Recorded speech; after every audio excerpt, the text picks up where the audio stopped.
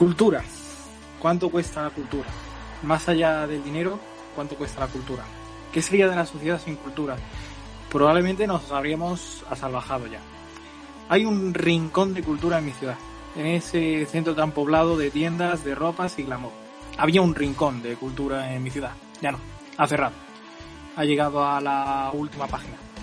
Unas humedades acaban con un oasis de libertad en medio del bullicio de carreras a ninguna parte, que es el centro de cualquier ciudad. Ya no habrá más palabras, ya no habrá más búsquedas en las estanterías, ya no habrá más cultura. Se acabó. Epílogo. Última página de la última aventura. Lloran las neuronas, se derrama la tinta de nuestro alma. Sin libros nos quedamos. ¿Qué razón tenía Javier Pajarón, que decía: el cierre de una librería es una tragedia? Un tuit que hay que recuperar. Ese es un sabor que no hubiéramos querido probar, el de la tragedia por el cierre de una librería. Ya no habrá palabras en el centro, habrá ruido. Y ensordece ese ruido a nuestro cerebro.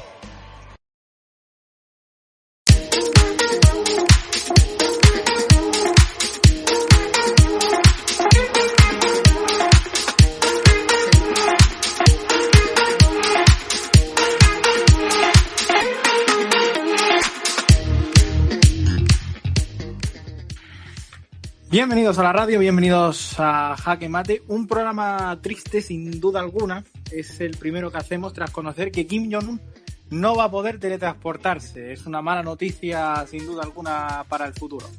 De momento nuestro futuro es los contenidos que tenemos preparados para nuestro programa de hoy, un programa de 10, porque es el 10º. En crítica vamos a hablar de la actualidad, de la última hora, manifestaciones de Vox, de este sábado, la caravana contra el gobierno, que fue un éxito. La situación también en Podemos y Ciudadanos. ¿Por qué? Porque hace 6 años, justo hoy además, del 5 de mayo, de unas elecciones europeas que supusieron el auge sin duda alguna de Podemos.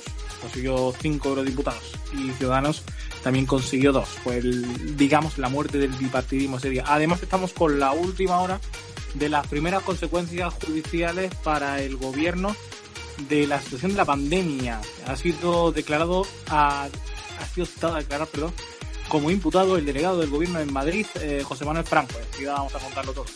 Luego, en su texto vamos a hablar del Área 51, de la que quizás os vais a acordar por esa, digamos, concentración de estadounidenses que querían asaltar ese área, porque decía que allí había extraterrestres, lo veremos. En Culturista te vamos a hablar de un libro de Ángeles Caso, que fue finalista del premio Planeta, El peso de las sombras. Muy recomendable. Luego, en Adventures on the Radio, vamos a hablar del 5º álbum de Coldplay, también muy recomendable. En Fresas con Nata vamos a tener hoy una sección de poliamor, que ahora que el amor se nos atraganta a todos por esto de la cuarentena y que estamos todos juntos, pues hoy poliamor. Y con Luz, mi residente, vamos a hablar de periodismo. Ahí dejamos la incógnita para lo que luego pase. Así que nosotros vamos a empezar ya con lo primero, que es la sección de política.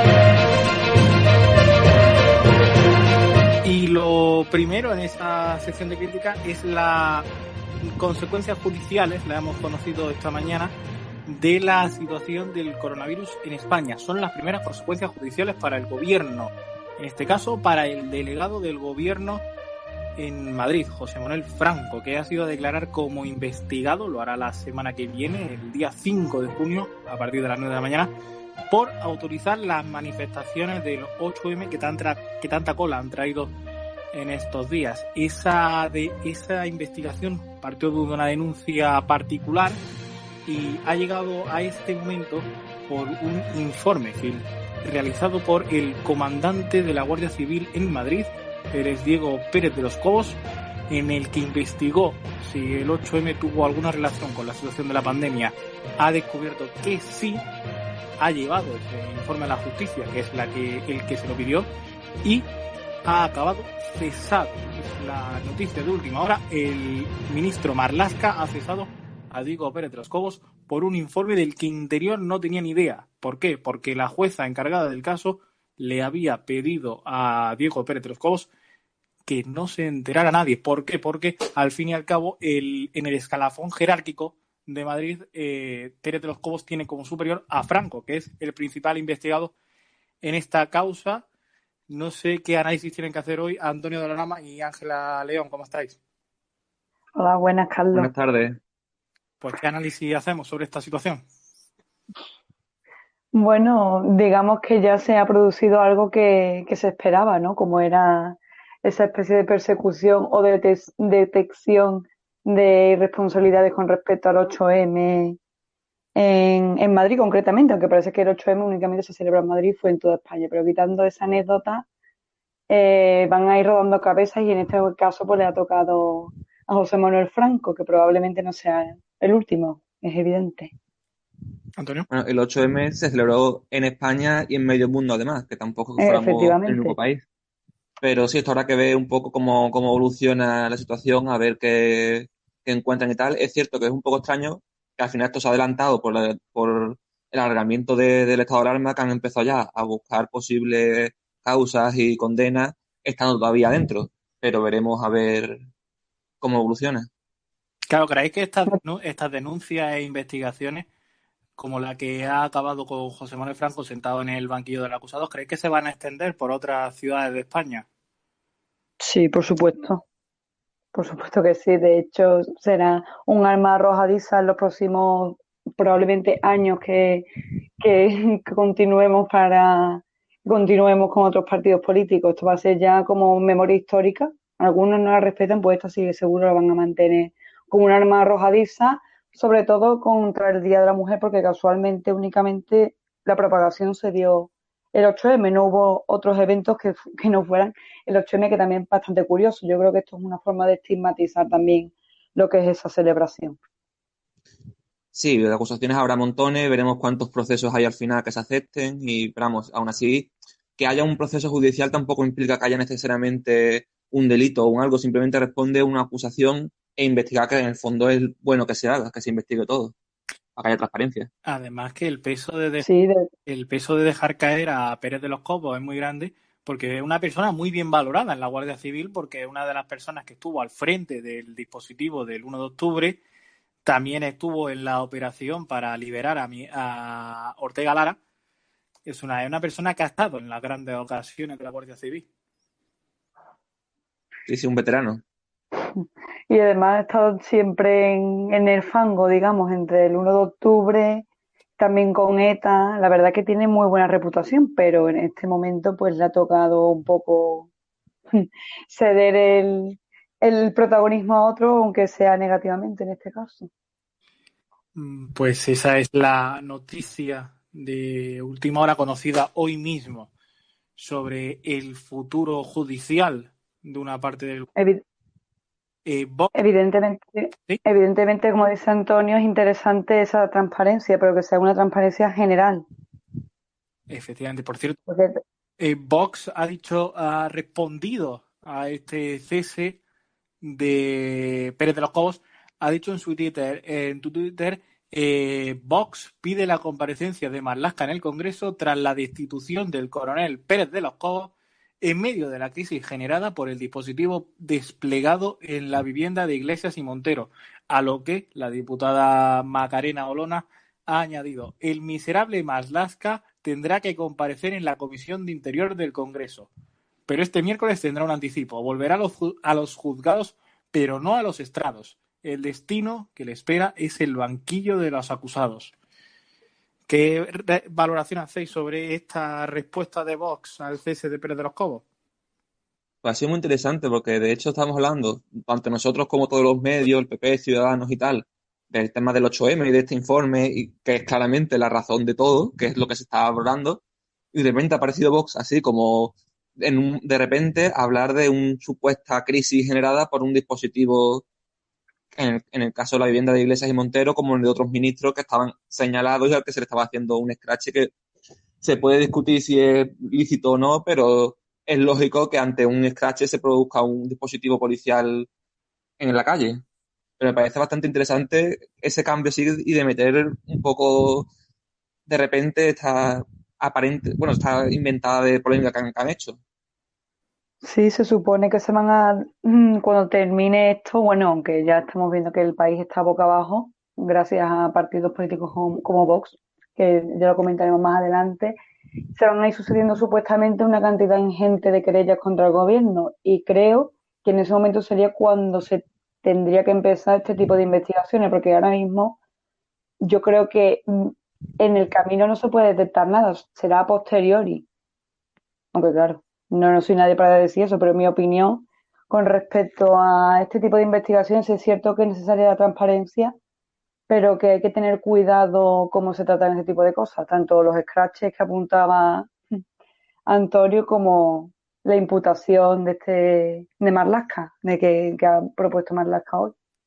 Bueno, esta respuesta de Vox al cese de Pérez de los Cobos llega después de un fin de semana en el que Vox ha estado muy presente en los medios de comunicación. ¿Por qué? Porque el sábado fue la tan anunciada caravana contra el gobierno que pedía su dimisión. Una caravana que, por cierto, al final el gobierno autorizó.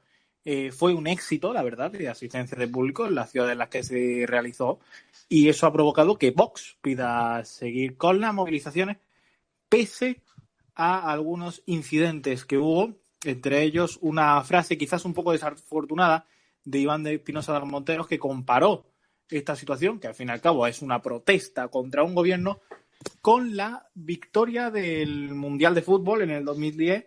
Dijo que con tantas banderas parecía ese día. También un ataque homófobo en Barcelona contra un joven que salió con la bandera LGTBI, le gritaron cosas como monstruo o te vamos a matar.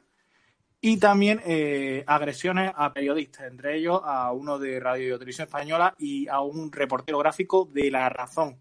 No sé qué análisis podéis hacer de estas movilizaciones de Vox este fin de semana. Sí, ha sido bastante llamativo el hecho de que el país se haya levantado en garras, ¿no? Ha sido una movilización generalizada, incluso hay un hecho que me parece súper anecdótico, que es que Pepe Reina, portero de la selección, bueno, portero, Pelele, portero de la selección, ha discutido por Twitter con el Nega, el vocalista de Los Chicos del Maíz, y ahí han intercambiado bastantes mensajes como muy desagradables. El Nega se ha referido a él como un puto fascista, literalmente, a lo que él se ha defendido con una foto del Nega con Arnaldo Otegi. Yo creo que Vox ha salido victorioso porque ha sido como una cabalgata triunfal por toda España, no solamente en Madrid. Aquí en Sevilla también ha habido movilizaciones en todas partes, por lo tanto creo que han conseguido un objetivo y van a seguir en su avance, por supuesto. Antonio. Sí, primero también hay que tener en cuenta una calle llena de coches no es lo mismo que una calle llena de gente, como también alguna gente ha compartido por redes sociales de que parece que no, pero los coches, el momento en el que ponen la gente fuera de los coches es mucho menos. Aún así es cierto que lo importante es la imagen y la imagen es como decía Ángela, de triunfar, ¿no? De haber tomado las calles. Pero, y además sobre todo con esos discursos de Vox, tanto como el que decías de Espinosa Los Monteros, también Rocío Monasterio creo que hablaba de que a los españoles no se les puede confinar, de la libertad, también referencia a esto como que es una celebración, ¿no? Máxima, de la gente feliz en las calles. En realidad ha sido básicamente, más que una protesta, ha sido eso, una celebración de su, no sé si de una vista de relato. Pero claro, es que al fin y al cabo es que a los españoles no se les puede confiar, según dice Rocío Monasterio, pero ellos fueron los primeros que pidieron en su momento en marzo que hubiera un confinamiento, que hubiera un estado de alarma y además le recriminaron a Pedro Sánchez que no lo hubiera hecho antes. Hay un audio bastante interesante del ministro Illa en el que apunta que evidentemente reconoce que el 27 de febrero, si no me equivoco, reconoce que ya había en España 17 casos de contagio. Y él se dirige en esa comparecencia, dice, si ustedes se creen que ahora mismo con los casi 30.000 muertos, superando ya los 30.000 muertos, el estado de alarma no me lo han aprobado, con 17 casos, 17 contagios me lo hubieran aprobado, es que tiene todo el sentido del mundo. Es que a posteriori estas reacciones son lógicas, pero y al principio ¿por qué no se vio a priori y se tomaron medidas de una manera más sosegada? Porque Ciudadanos, por ejemplo, tema que vamos a tocar después, creo que ha mantenido un poco el raciocinio de alguna manera y críticas ha recibido por su decisión de ayudar al PSOE a sacar el estado de alarma adelante. Esas son actitudes coherentes. Lo que no es coherente es alentar al país prácticamente desde mi punto de vista a un suicidio masivo. Claro, y la pregunta es, ellos siempre han dicho que esta manifestación era para luchar en contra de la dictadura, pero en realidad esta manifestación, si viviéramos en una dictadura, como ellos dicen que vivimos, esta manifestación ha sido autorizada por el gobierno de España, o sea. Sí, claro. Es que el derecho existe y además el ministro y ya lo dijo claramente, mientras que se celebre de una manera pacífica y con medidas de seguridad, adelante. Ahora, que sea el momento oportuno o no, eso ya es otro tema. Porque Sí, desde mi punto de vista no es momento oportuno. tan dictadura era que en una calle que había la policía en comparación con otras manifestaciones que ha habido en los últimos años. O sea, si estuviéramos no ya en dictadura, sino en mínimamente autoritario en ese sentido, no habrían podido salir, habría habido multa, habría habido cargas policiales, habría habido de todo para evitar eso. Vamos, solamente hay que tomar como ejemplo el referéndum de Cataluña, la actuación que se tuvo y la que se ha tenido ahora. Y buena Exactamente. pregunta. ¿Ha habido un trato de favor o menos actuación policial ante los manifestantes ahora de Vox que, por ejemplo, los manifestantes de otras situaciones, como puede ser, por ejemplo, el 1 de octubre o marchas de las que hubo durante el gobierno de Rajoy por la educación, por la sanidad pública, donde sí hubo más actuación policial? Más que una orden, lo que ha habido ha sido una falta de orden, de no decirle y a meter cañas, porque además también la diferencia es eso, una cosa es la policía, otra cosa son los antidisturbios. Aquí no se han desplegado en el momento los antidisturbios, solamente la policía. Los que entraban a dar cañas pues siempre han sido los antidisturbios, que es su labor, digamos. Entonces ha sido eso, una falta de plantar ahí toda la policía, plantar ahí la posibilidad de unos antidisturbios, etcétera, etcétera. Sí, es curioso el tratamiento que se ha dado a esta manifestación con respecto a otras, porque prácticamente los periodistas que eran agredidos no eran ni defendidos por los propios policías. O sea que es, la verdad, bastante impactante la imagen. Con respecto al 1 de octubre, bueno, la excusa es que, bueno, fue más violenta la del 1 de octubre, eso sí hay que decirlo, pero también hay que recordar que aquí los de Hogar Social también han sido detenidos con la líder, que es que no me acuerdo ahora mismo, fue detenida el otro día Melissa. por. Exacto. O sea que realmente no se puede comparar el tratamiento de una manifestación en otra en ningún sentido, pero en ninguno, ni en pacífica, ni ya en la naturaleza ideológica de una y de otra. Y Sí, pero ahí aún pues, así, sí. digamos, Sí, que termina. se ven varias cosas. Desde mi punto de vista yo creo que está bastante claro, más allá del pacifismo o no. Pero es que eso, incluso la detención de la líder de Hogar Social era una detención muy tranquila, la invitaban a irse, no, o sea, otras veces en manifestaciones cuando una persona se resiste, lo normal es que la arrastren y la lleven a arrastrar simplemente. O no sé, cuando también salió cuando empezó estas manifestaciones allí en Salamanca, la que se empezó a hacer conocida, Keipo de Llano, que se veían vídeos medio prácticamente insultando a la policía en su cara y quejándose de todo y no ocurría nada, no había ni siquiera una detención, no había una multa, no había nada, cuando muchas veces situaciones así, unas malas palabras, un mal gesto, incluso unas malas actitud ya hace que la policía se caliente un poco y empiece a poner multas. Sí, es que de hecho lo extraño ha sido que no hubiera ninguna carga policial, únicamente para disuadir esa multitud que estaba incumpliendo una serie de normas de distancia de seguridad, de higiene, de distanciamiento. No sé, No, la verdad es que sí, iba a decir, yo aún así celebro que ocurra esto, ahora esperemos a ver si se hace lo mismo cuando sean de otros signos los que se manifiestan, pero realmente el objetivo es que sean siempre las manifestaciones, la actitud de la policía sea siempre esta. Claro, sí, ese es el esto es lo que objetivo. se tiene que esperar de la policía, no lo que pasaba antes. Has planteado un tema, Ángela, muy interesante, que era el de las medidas de seguridad durante la manifestación, porque la manifestación se planteó en coche precisamente para evitar las quejas que había habido en muchos casos de que eran manifestaciones de las personas por la calle y sin distancia social. Pero el sábado, hablando con Antonio por Twitter, nos dimos cuenta de una cosa, y es que la gente se bajaba de los coches y se ponía a hablar también sin mantener las distancias de seguridad.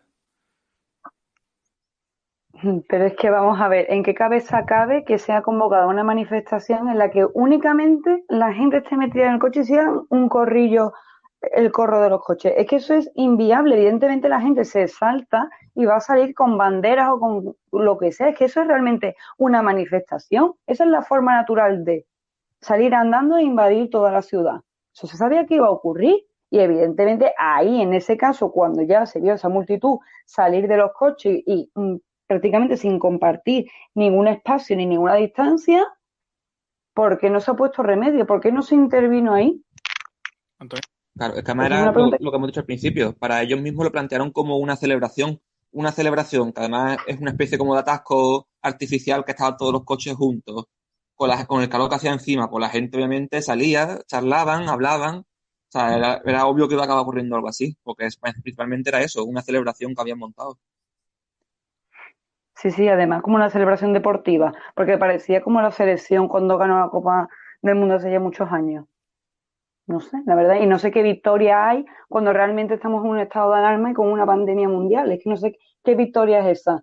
¿Pedir la dimisión a costa de qué? ¿Y para qué? No sé. Y Habría que replantearse también este tipo de manifestaciones, este tipo de conducta. hablando de victorias, una de las imágenes más pintorescas, por decirlo así, que es para reírse por no llorar, de esa manifestación de Vox fue la presencia estelar de Javier Negre y Cristina Seguí, que iban en un Rolls Royce paseándose por la manifestación y además iban gritando como medio riéndose, ¡40.000 muertos! Entonces, yo no sé cómo veis vosotros esa actuación. Bueno, parece ser que no era un Rolls Royce, que es de otra marca, pero vamos, Sí. bastante irrelevante, ya ha tenido sus refriegas así el negre. Pero sí, bueno, al final es la otra parte, está por un lado Vox en el lado político y por otro lado está pues el programa este de Estado de Alarma, el negre y sus acólitos, que sería la pata propagandística. La verdad es que ha dejado un par de vídeos, imágenes como esa, como de repente otro vídeo en el que está Cristina Seguí preguntándole cuánto tiempo tienen que tener la mascarilla puesta. Negre le dice que ya está al final de la manifestación y Cristina como que se escandaliza de cómo va a ser hasta el final de la manifestación. Otro vídeo en el que están como aparentemente hablando de fingir que les están parando, que no les dejan pasar, que están boicoteando la manifestación. Otro que hace también un motivo de pelea absurdamente, que no sé ni por qué se meten esos fregados negros, llamando mariquita a Antonio Maestre porque sí, que también hace otra cosa maravillosa. No sé, el Es un arma completo circo. propagandística, Es un completo circo. totalmente. Porque ahí hay espectáculos, simbología, conductas que no se entienden, porque yo no entiendo los asistentes a esa manifestación que veían ese autobús propagandístico pidiendo la dimisión del presidente en las circunstancias en las que estamos. Es que esto es un poco repetitivo, pero es que esto es así. Esas personas con esas mascarillas, sin guardar ningún tipo de distancia de seguridad, conviviendo como si hubieran ganado la guerra. Esa ceremonia de coches con la bandera de España parecían tropas imperiales entrando, conquistando Roma, Pero bueno, sinceramente. Y es lo que yo, y es lo que yo le he dado vueltas con respecto a este punto. No pueden avanzar que cuando pase este estado de alarma van a presentar una moción de censura, van a querellarse todos los partidos políticos y presentarse en bloque pidiendo la dimisión. ¿Tiene que ser de esta manera de agitar a la gente? Sí, Es que yo no sé hasta qué punto se puede responsabilizar a un político de este tipo de cosas. Yo no lo sé, pero vamos. pasan dos cosas ahí. Una es que hubo mucha gente que fue a la manifestación y que no hizo lo mismo que sí hicieron los principales dirigentes, que fue evidentemente saltarse todas las medidas de seguridad, estar en el autobús todos juntos sin distancia de seguridad, la situación del Rolls Royce de Negre. Hubo gente que sí fue a la manifestación y sí lo hizo bien. Y segundo, moción de censura ahora mismo. A ver, los números no dan, pero tampoco dan si hubiera que repetir elecciones, de momento, según la encuesta. Bueno, De momento no, pero cuidado. unas elecciones nunca se puede saber lo que puede pasar en una campaña. O sea, eso ya pasa muchas veces, de repente, no sé, a Vox, por ejemplo, y al PSOE, en las últimas elecciones, ese último mes, con todo lo que pasó en Cataluña, todas las encuestas se fueron al garete de repente en cuestión de 15 20 días. Eso tampoco se puede saber, sobre todo una campaña en estos momentos, cómo podría afectar a la gente. Pero sí, obviamente una moción de censura es que no existe y es imposible porque no hay otro candidato que pueda conseguir la mayoría. Y por eso, como no existe opción política, la única opción es mediante el relato, que es lo único para lo que existe esta manifestación, para intentar sacar músculo, intentar mostrar una idea de fuerza en las calles, de apoyo social y ganar fuerza con eso. Es como la única razón de ser de la manifestación y de todo este circo que decía Ángela.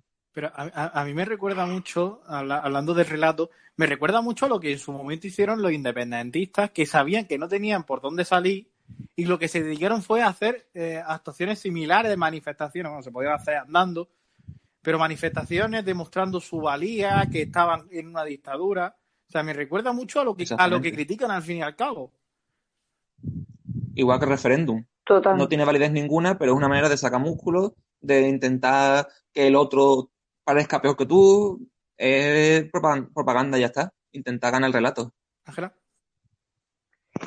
Ya ves que yo creo que este tipo de recursos políticos tienen más efectos que otros, porque ya lo he comentado, vamos, este es el programa de radio número 10.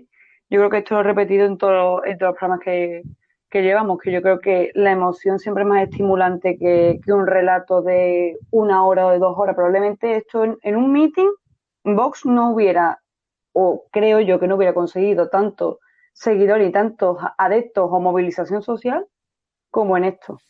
Bueno, cuidado, Vista Alegre también consiguieron bastante, ¿eh? Uh-huh. Más que Podemos Sí, cuando lo hizo. O sí. sea, Vox tiene mucha capacidad de movilizar. O sea, no, digamos que no tiene tantos seguidores como otros partidos, pero tiene mucha capacidad de movilizarlos. Y además yo creo que volviendo un poco a ese posibles elecciones, nuevas elecciones que evidentemente se van a celebrar porque yo creo que al PSOE y a Podemos le queda muy poco. Yo creo que una cosa es el voto y otra cosa es la intención de voto, porque el voto es más evidente, pero hay esa intención que se desconoce. Efectivamente. ¿Vosotros creéis que Vox va a aglutinar a muchos votantes del PP y de Ciudadanos que creen que sus partidos están siendo blandos con Sánchez, especialmente en Ciudadanos, claro, después de que haya... Bueno, lo lleva haciendo unos años, vamos, desde hace un año o dos lo lleva haciendo. Supongo que ya empezar, cada vez será menos, porque ya digamos que los más radicales dentro del PP y Ciudadanos que dan ese salto, la mayoría ya le han dado, con lo cual cada vez será menos el flujo de votos, pero sí, seguramente seguirá pasando y personas que hemos votan a PP y Ciudadanos que se radicalizan, o sobre todo gente, sobre todo Vox, más, aparte del PP, coge mucho voto de la abstención, que también es como yo creo que el partido que siempre se olvida de cuando se dice mm, Podemos ha bajado y Vox ha subido, entonces quiere decir que gente de Podemos ha votado a Vox. No, hay que tener en cuenta que existe una cosa que se llama abstención y que es el principal es el principal cambiador de votos de un partido a otro. Todos los partidos recogen o cogen muchos votos de la abstención siempre cuando suben o bajan. Por supuesto, la indecisión es la polea de la que viven los extremos, o sea, derecha e izquierda. Eso es radical. Y más en una situación de crisis, que ya lo hemos visto a lo largo de la historia. Los momentos de crisis son donde se polariza el voto a la radicalidad, a lo radical. Lo que pasa es que, claro, luego está el juicio de ese voto. Dependiendo de qué palo sea, pues se valora de una manera o se valora de otra. Pero estoy plenamente convencida que efectivamente Vox va a salir, va a ser el único partido que va a salir va a subir como la espuma después de que salgamos de esta Y pandemia. la pregunta es, volviendo sobre cuando salgamos de esta pandemia, es, ya para concluir este tema, ¿y ahora qué? Mm, Pues parece Ahora complicado viene un camino responderlo, la verdad, complicado. porque ahora que, pues seguramente unos meses de aquí desescalando que nos quedarán, después hasta el año que viene siguiendo con medidas especiales hasta que se consiga una vacuna o se consiga controlar totalmente. Y luego, pues seguramente volveremos a situación tipo 2012-2013 de paro, de problemas económicos, crisis internacional, al menos parece en Europa que pueda haber. seguramente habrá algún que otro recorte, seguramente habrá elecciones. No sé, yo creo que sí, que estaremos en una situación parecida a 2012, 2013. ¿Y políticamente van a mover los partidos? Bueno, yo creo, yo creo que va a ser necesario ojalá fuera posible una recapitulación de lo que es la política en España de los partidos políticos, pero visto que esto es imposible, obviamente, yo creo que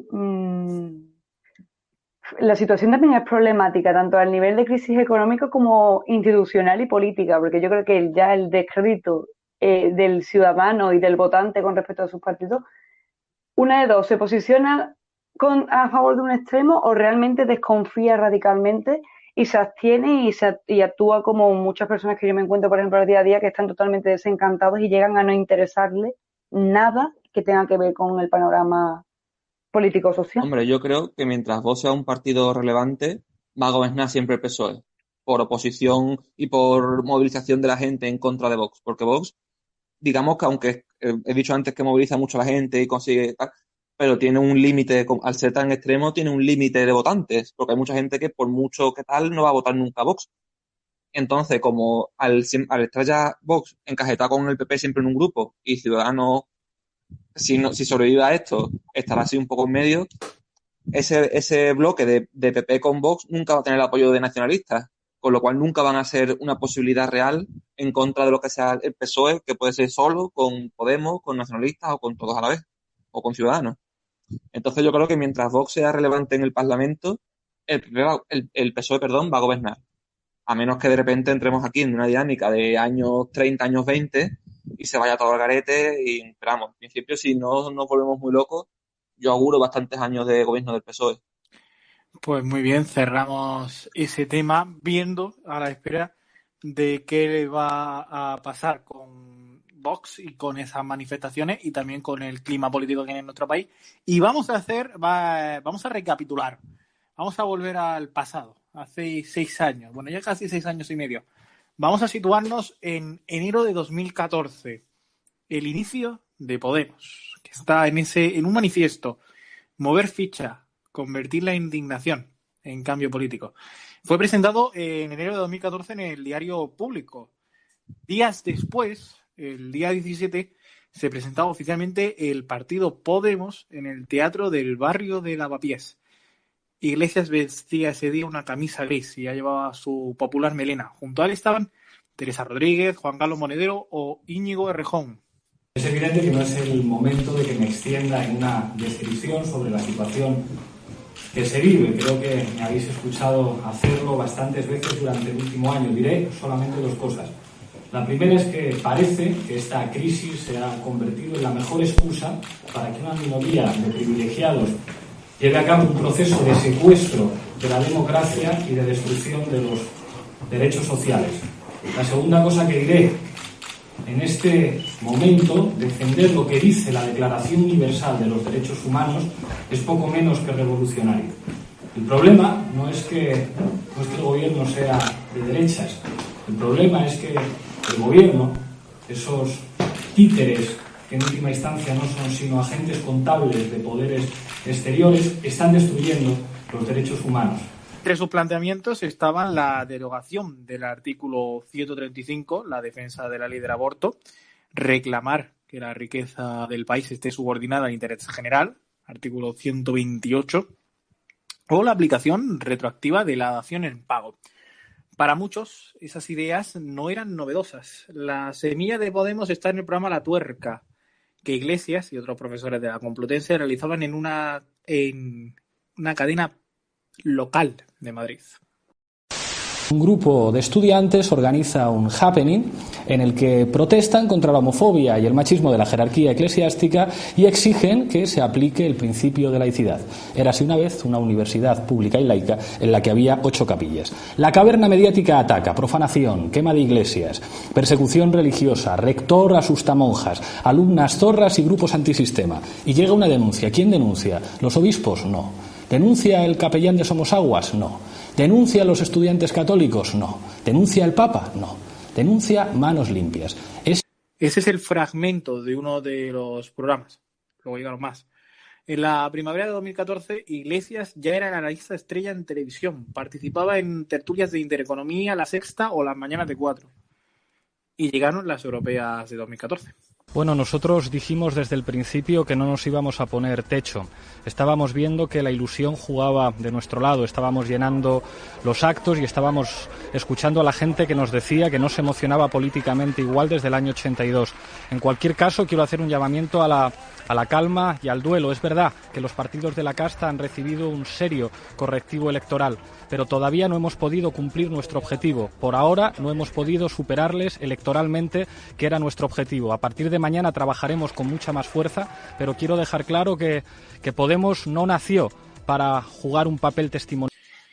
5 eurodiputados y más de 1 millón de votos. La sorpresa de la noche.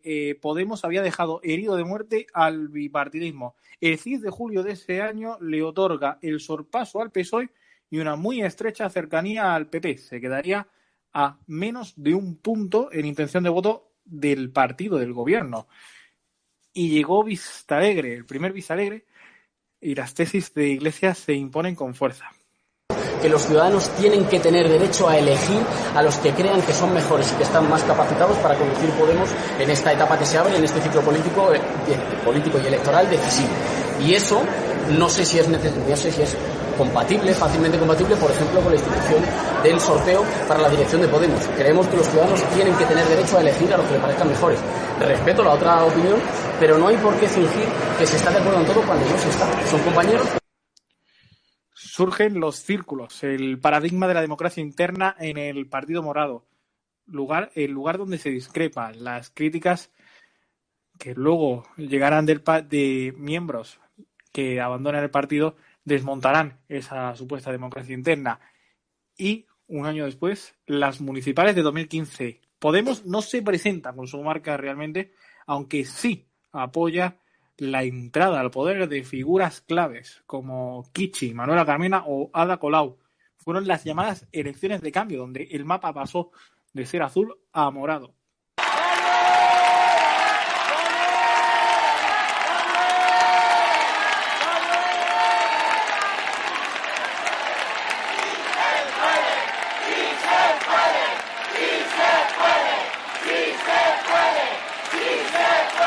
Antes habían llenado la Puerta del Sol en una manifestación histórica y habían entrado en el Parlamento de Andalucía. Las generales de 2015 y su repetición posteriormente en 2016 fueron la consolidación del proyecto. Iglesias y su equipo entraron en el Parlamento con un bebé a cuestas y la acusación al PSOE de tener las manos manchadas de cal viva. El problema es que a usted le han prohibido gobernar con nosotros. Lo dijeron algunos de los miembros de la vieja guardia de su partido. Lo dijo el señor Felipe González. Sí, el que tiene el pasado manchado de cal viva. Con los que ahora gobiernan en coalición. Lo que en abril era una oportunidad histórica se había convertido en una necesidad histórica. Alcanzado un preacuerdo que ustedes ya conocen para conformar un gobierno de coalición progresista en España. Entre medio, 2 mociones de censura, una fallida y otra exitosa. Y también muchas marcas. La que empezó como una división entre Iglesias y Errejón de cara al Congreso de Vistalegre en 2017 acabó con la salida del partido del propio Errejón, otros miembros afines como Sergio Pascual o Carolina Vescanza. Hay algunas veces en la vida en las que lo correcto y lo cómodo no coinciden y en esos momentos hay que tomar una decisión. Yo hoy pago muy tranquilo el precio por haber tomado la decisión correcta. Así que les comunico que entrego mi acta de diputado de Podemos. Esta mañana me ha llamado Íñigo Errejón para informarme de que inicia un nuevo proyecto político personal junto a Manuela Carmena con una nueva marca electoral. Pocos minutos después de la llamada, la carta de Manuela y de Íñigo estaba en todos los medios de comunicación. Íñigo no es Manuela. El protagonismo en el partido, Juan Carlos Monedero, uno de los fundadores, también por choques con el rumbo del partido. Era todavía 2015. La pregunta que ahora se plantea es, con todo este cambio que ha seguido Podemos, ¿ha traicionado Podemos a lo que prometían ser? Ángel Antonio. Pues seguramente. A ver, yo el juicio que hago de como posible a Podemos es que es un partido totalmente idealista y utópico, que tiene la revolución y el cambio por bandera, pero que creo que no es consciente de que para llevar todos esos cambios tiene que primero cambiar materialmente las posibilidades de esos cambios. Entonces, no sé yo hasta qué punto es realista lo que pretende. Ha llegado al gobierno, está con el PSOE, pero no creo yo que sea lo que su votante, el votante oriundo primigenio pretendía. Hombre, decía el mismo Pablo Iglesias hace unos años que él lo último que quería era ser la muleta del PSOE a cambio de arrancarle 3 consejerías, que al final es más o menos lo que acaba ocurriendo. En cierta manera, es cierto que es imposible, puede ser que sea imposible entrar ahí en política y llegar al poder sin, digamos, perder ciertos principios o ciertas promesas del principio. Pero también es cierto que, por ejemplo, los círculos de los que hablaba, de los que tú hablabas antes, Carlos, aparentemente, tal como entraron en el Parlamento, se fueron disolviendo, nada más entrar, que se perdieron completamente y se ha ido convirtiendo en un partido cada vez más, un partido más a la vieja usanza en comparación a lo que es el PSOE, el PP, Ciudadanos y todos estos que estaban ya de antes. Pero yo, de todos modos, discrepo en lo de que la idea utópica revolucionaria, porque tampoco Podemos tiene un programa que tú digas, o sea, el concepto de la revolución a veces nos lo llevamos demasiado a la moderación. Podemos al final lo que propone es poco menos que subir un poquito algunos impuestos al estilo de otros países europeos y proponer alguna cosilla que haya. Sí, es que algunas cosas son complicadas de pagar o complicadas de promover, pero tampoco creo que sea un programa tan rompedor como para decir es imposible de hacer. ¿Y se ha convertido Podemos en la casta que criticaba en su origen?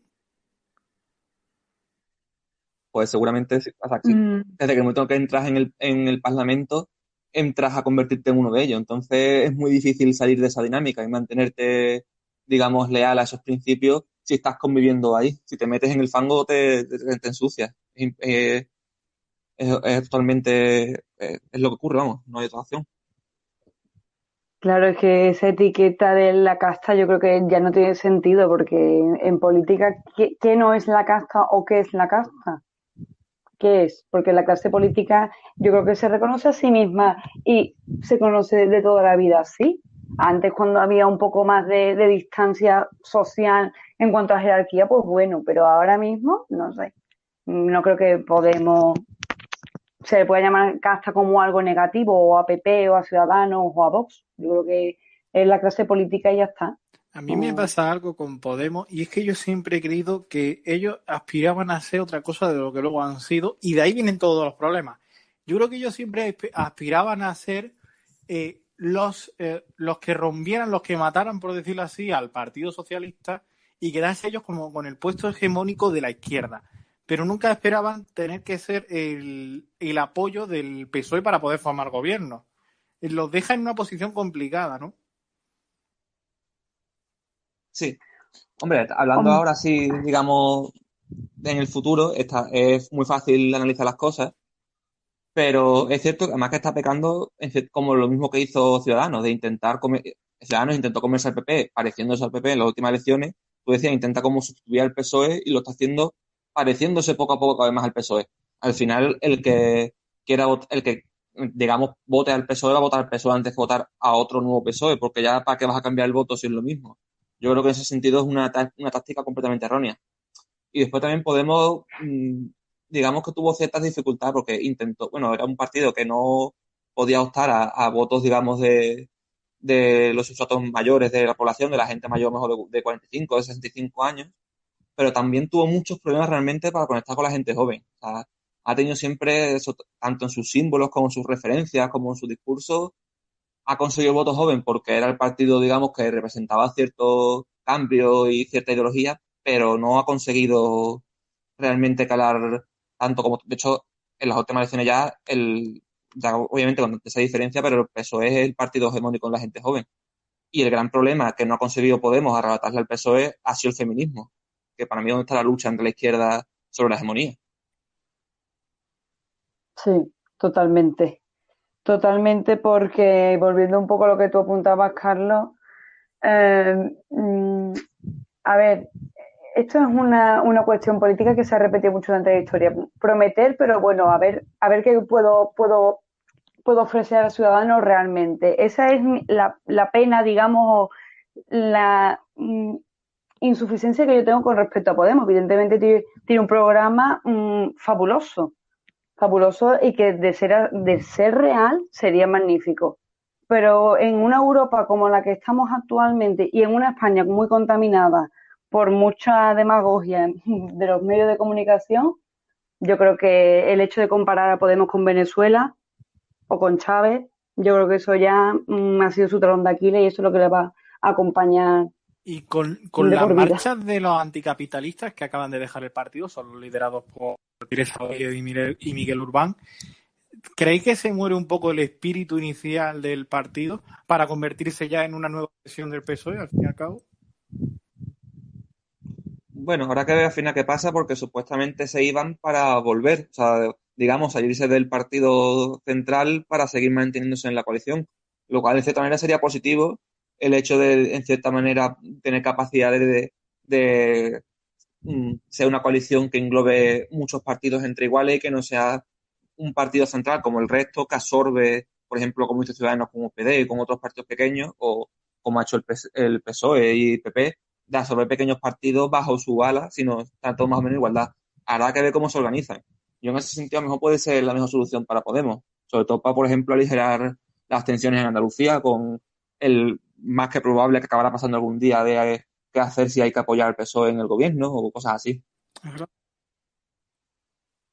Pues sí, to- totalmente, vamos, es un diagnóstico perfecto. Yo es que creo que este tipo de partidos como Podemos, incluso partidos que se reconozcan como feministas, defensores del feminismo, tienen que estar como Pasma, por ejemplo. Pasma es un buen ejemplo. Tienen que ser partidos que estén integrados en el resto de partidos. Porque de por sí no van a tener todo el peso, no van a tener protagonismo. Sí que es verdad que evidentemente Podemos con respecto a Pasma sí va a tener más representación, estaría bueno. Pero yo creo que muchos son como anexos de anexos de anexos. Entonces está demasiado bifurcado y también el votante está muy confuso. Al fin y al Entonces cabo, eso no ayuda estuvo para que se acabó metido en consolide. Unidos Podemos, bueno, en Unidos Podemos, y ahora está en Más Madrid. A ver, lo que es Más Madrid, pasado a Más País. Y Exacto. Cada vez qué pasa con eso, porque no veo yo que tenga mucho futuro aparentemente según las claro, encuestas. viendo que Rejón va, digamos, no está bien en la encuesta, tampoco ha sido el efecto que se esperaba de Rejón cuando anunció que se presentaba a las generales. Se esperaba que tuviera más diputados. Yo no sé si veis a Rejón y los que abandonaron, los que ahora forman Más País, volviendo a Podemos, quizás si no como apoyados por Iglesias, sustituyendo a Iglesias y su equipo. Yo creo que eso sería un hito histórico en la política, que alguien que se va, digamos, a mal a un partido. Bueno, sí, o sea, tendríamos el caso quizás de Pedro Sánchez el único, pero es muy diferente. O sea, normalmente en la mayoría de partidos, cuando uno pierde unas primarias, lo que acaba ocurriendo es que te vas de política. Le pasó a Soraya Sáenz de Santa María y a Cospedal en el PP, le pasó a todos los que se han presentado en Ciudadanos, bueno, quizás Egea ha sobrevivido ahora con una rimada. En el PSOE no recuerdo quién fue que presentó contra Pedro Sánchez, pero también desaparecieron. O sea, lo normal es cuando te enfrentas cuando te enfrentas en unas primarias y pierdes, lo normal es que te acabes yendo y no vuelvas a la política. El caso de Rejón fue muy extraño porque lo intentaron después recolocar allí en Madrid y se acabó independizando. Ahora volver yo creo que sería inviable tan solo porque el votante leal a Podemos no creo que tenga buena opinión de Rejón después de todo lo que ha ocurrido. Entonces no tiene ningún sentido. Yo lo veo más en estos modos de decir, llevo tiempo esperando verle a ver qué pasa si puede acabar entrando en el PSOE. Eso sí lo veo bastante A mí factible. me pasa igual, pero con Albert Rivera. Yo creo que Albert Rivera va a acabar metido en el PP de Cataluña, pero dirigiendo el PP de Cataluña. No sé, es una teoría mía. No sé cómo veis el futuro de Podemos, porque en algún momento dejarán de gobernar en coalición con el PSOE y eso parece que le va a traer más problemas que beneficios a la hora de futuros escenarios electorales. Yo por mi parte creo que Podemos puede ser sustituido, si se puede decir así, por Ciudadanos con Arrimada. Yo creo que sí. Yo creo que Podemos está ocupando, digamos, el lugar que Ciudadanos no quiso ocupar en su momento con Albert Rivera, pero yo creo que con Arrimada Ciudadanos va a dar un paso adelante, creo yo. O al menos sí, así lo espero. Hombre, si Ciudadanos sobrevive a esta crisis y este año, es bastante obvio de que sí, de que probablemente acabe pasando lo que se intentó hace 2015, lo que se intentó hacer otras veces del pacto PSOE-Ciudadanos. En cuanto a Podemos, pues, hombre, yo creo que seguramente el estar en el gobierno, aunque sea de esta manera, le va a ser bastante beneficioso, porque esta imagen de partido nuevo, del que no te fías, del que nunca ha gobernado, del que nunca ha hecho nada, de esta gente que nunca ha tenido cargo de poder, eso de cierta manera se elimina con esta experiencia de gobierno. Y el que haya estado en un gobierno, también es cierto que, claro, con la pandemia que se nos ha venido, esto es bastante relativo, pero en principio el gobernar y que no se vaya todo al carajo, pues digamos que da cierta capacidad de absorber votantes que tuvieran dudas, pero claro, con la pandemia pues no sabemos cuál puede ser el resultado final de cómo acabe la pandemia, de toda esta crisis. Si sobreviven a la crisis, saldrán reforzados, pero también pueden caer igual Pues que vamos a hablar Ciudadanos. precisamente de Ciudadanos, el otro gran partido que acabó con el bipartidismo. Nació en 2005 no como partido, sino como plataforma cívica. En 2006 ya se constituyó como partido y fue presentado en un acto en el Teatro Tívoli de Barcelona. Poco después, Albert Rivera era elegido presidente, el primer presidente. El primer acto ya en el Teatro Tívoli tuvo polémica porque dos independentistas agredieron a uno de los fundadores, el articulista Arcadi Espada, y a otros dos miembros. En las primeras elecciones, ese 2006 tuvo ya su primer examen ante la urna, porque el 1 de noviembre de ese año hubo elecciones en Cataluña. Ciudadanos allí obtuvo 3 escaños. Al año siguiente se presentaron por Cataluña y también por Alicante y Salamanca y obtuvieron 13 concejales en las municipales. Sin embargo, las generales andaluzas de 2008 fueron su gran primer varapalo, porque no se consiguió ni un solo escaño. Además, después llegaron las primeras ya polémicas. Se dijo desde el diario Ara que la fundación que había creado Ciudadanos no había sido fiscalizada. Y en las europeas de 2009 el partido pactó con la ultraderecha de Libertas, lo que supuso que abandonaran la fundación algunos fundadores del partido, como Antonio Robles y José Domingo. De los 3 diputados que habíamos dicho antes que tenía Ciudadanos en el Parlamento catalán, 2 se van, se queda solo Albert Rivera. En 2010 llegan las primeras elecciones catalanas donde ya aumenta el apoyo y además se destaca como un partido que está a favor de la celebración de corridas taurinas en Cataluña. En 2012 vuelve a aumentar su escaño, tiene 9 en las europeas de 2014, las que sale Podemos, es otro de los partidos sorpresa con 2 escaños, pero el primer supuesto escándalo de corrupción acaba con la primera imagen de prestigio del partido, con la dimisión de Jordi Cañas, investigado por un supuesto fraude. Luego volverá al partido tras ser absuelto.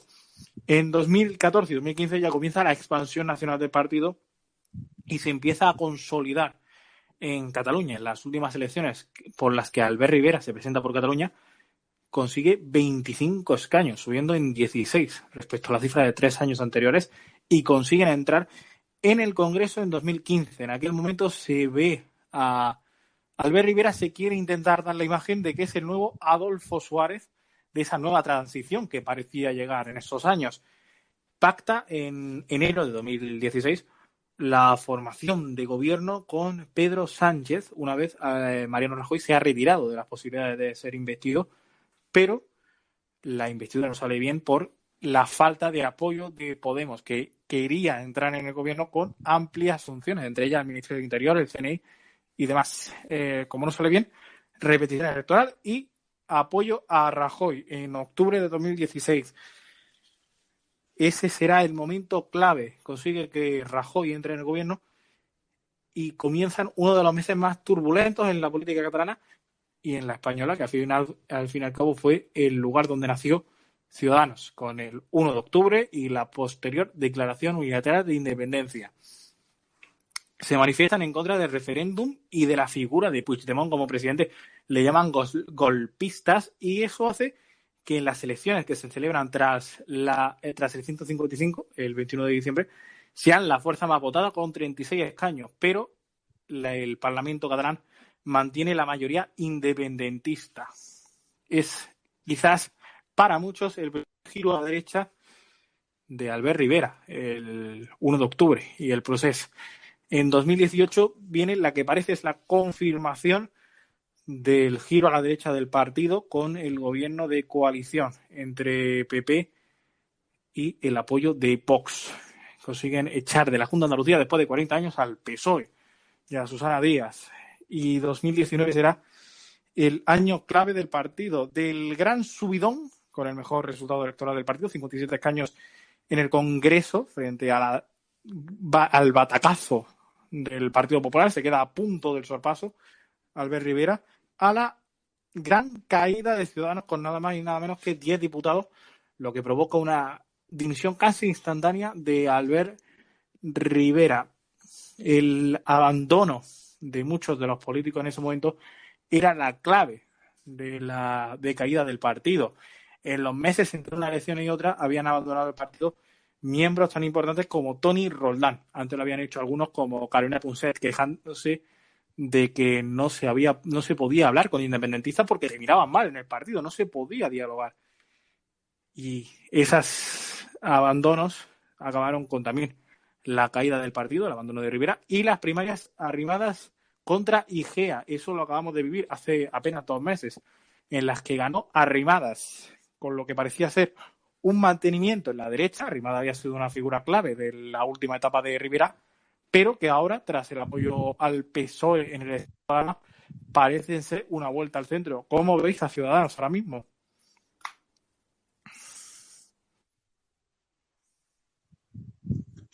Pues básicamente Hombre, lo que estamos hablando antes. Ciudadanos es un partido que está ahora ante la posibilidad de intentar resurgir de sus cenizas o desaparecer del todo, como dicen algunos o se termina de centrar y de conseguir devolverse el relato de partido de centro, o se acaba disolviendo en esta política de extremos. Totalmente. Yo creo que una de las cosas buenas que le pasa a Ciudadanos es que Ciudadanos ya no es de Albert Rivera, la verdad. Yo creo que ahí, y volviendo, apuntando a lo que decía Antonio, yo creo que necesita ya ubicarse y no ser algo tan abstracto como un partido de centro, porque realmente, como tú has recuperado entonces el recorrido que has hecho, Carlos, realmente ha estado más vacilante para el lado derecho que para el lado izquierdo, y eso ha sido siempre muy disuasorio con respecto al votante que sabía que votaba a Ciudadanos, pero ¿por qué no votabas a Ciudadanos? ¿Cuál era el rumbo? Partido de centro, pero bueno, ¿centro de qué? Centro derecha, centro izquierda, y ahora pues digamos que está como un poco más ubicado, a pesar de las brutales críticas que ha recibido de miembros de su partido, porque por ejemplo el de Quinto acaba abandonando el partido, o sea que ha tomado una decisión bastante valiente. ¿Y cómo veis el futuro del partido? ¿Creéis que va a volver a la derecha? Si le interesa, ¿va a irse a la izquierda? ¿Se va a quedar en la posición que parece estar ahora de indecisión? A ver, que Ciudadanos es un caso un poco especial, porque es cierto que todos los partidos que han aparecido en estos años, tanto Podemos como Vox como Ciudadanos, son partidos que, digamos, han sido, que han subido por intereses, sobre todo de televisiones. En su día Podemos como crítica al PP, Vox ahora como crítica al gobierno del PSOE, pero Ciudadanos, en cambio, aunque estuvo ocupado por medios, podríamos recordar aquella frase que dijo el director del Sabadell de que hacía falta un Podemos de derechas, ¿no? Que al final después entró Ciudadanos. Es por esto que siempre se ha tenido como este carisma de apoyamos unas cosas, pero si mañana hay que apoyar otras, las apoyamos, y como este ambiente de cambio que parece como que son pues lo que toca apoyar, se apoya y punto, que de hecho tiene mucho sentido con Albert Rivera, que yo era un personaje bastante interesante que se formó siendo en debate, o sea, es una persona que no tanto que sea ideología, sino que lo que tiene es capacidad de debate y capacidad de hablar y de transmitir ideas. Entonces, claro, depende de si se convierte en partido propio y adquiere unas ideas y una dirección propia, o si sigue siendo el a ver dónde voy y a ver dónde toca irme. Aún así, también es cierto que ha ganado mucho con este bajón de diputados y de dimisiones, porque poco a poco con estos años he ido perdiendo algunos de estos perfiles que eran bastante polémicos. Bueno, queda también alguno como Jordi Caña, que decías antes, que de hecho es cierto que dimitió de diputado y no estuvo mientras estuvo siendo investigado, pero también es cierto que durante ese tiempo lo contrataron como asesor de Girauta en el Parlamento Europeo, con lo cual al final no dejó de estar cobrando del partido ni de cobrando de la política. Pero, o sea, que al final todavía sigue habiendo ahí esos matices de... Sobre más porque también Ciudadanos fue un partido que creció del transfugismo. O sea, Ciudadanos se dedicó a ir absorbiendo, sobre todo a UPyD, también fue haciendo como extrañas alianzas, decías con Libertas, pero también cogía miembros de España 2000, incluso de la Falange, de algunos del PP extraviados. Entonces es complicado ver cómo puede aguantar eso en el futuro, si es capaz de sentarse o si va a explotar por todos lados, porque cuando el partido como ahora está en horas bajas, cada uno puede ir otra vez de vuelta a donde estaba, porque no hay ningún tipo de lealtad en ese sentido a un Y muy brevemente, que nos quedamos objetivo. sin tiempo. ¿Veis probable que el PP absorba a Ciudadanos? Sí. Pues Yo vamos a seguir discrepo. hablando Yo creo que sobre Ciudadanos en próximos programas, porque evidentemente va a seguir en la actualidad, tanto por un lado como por otro, viendo para dónde marcha este nuevo partido con Arrimadas. Antonio, Ángela, muchas gracias. Hasta la semana que viene.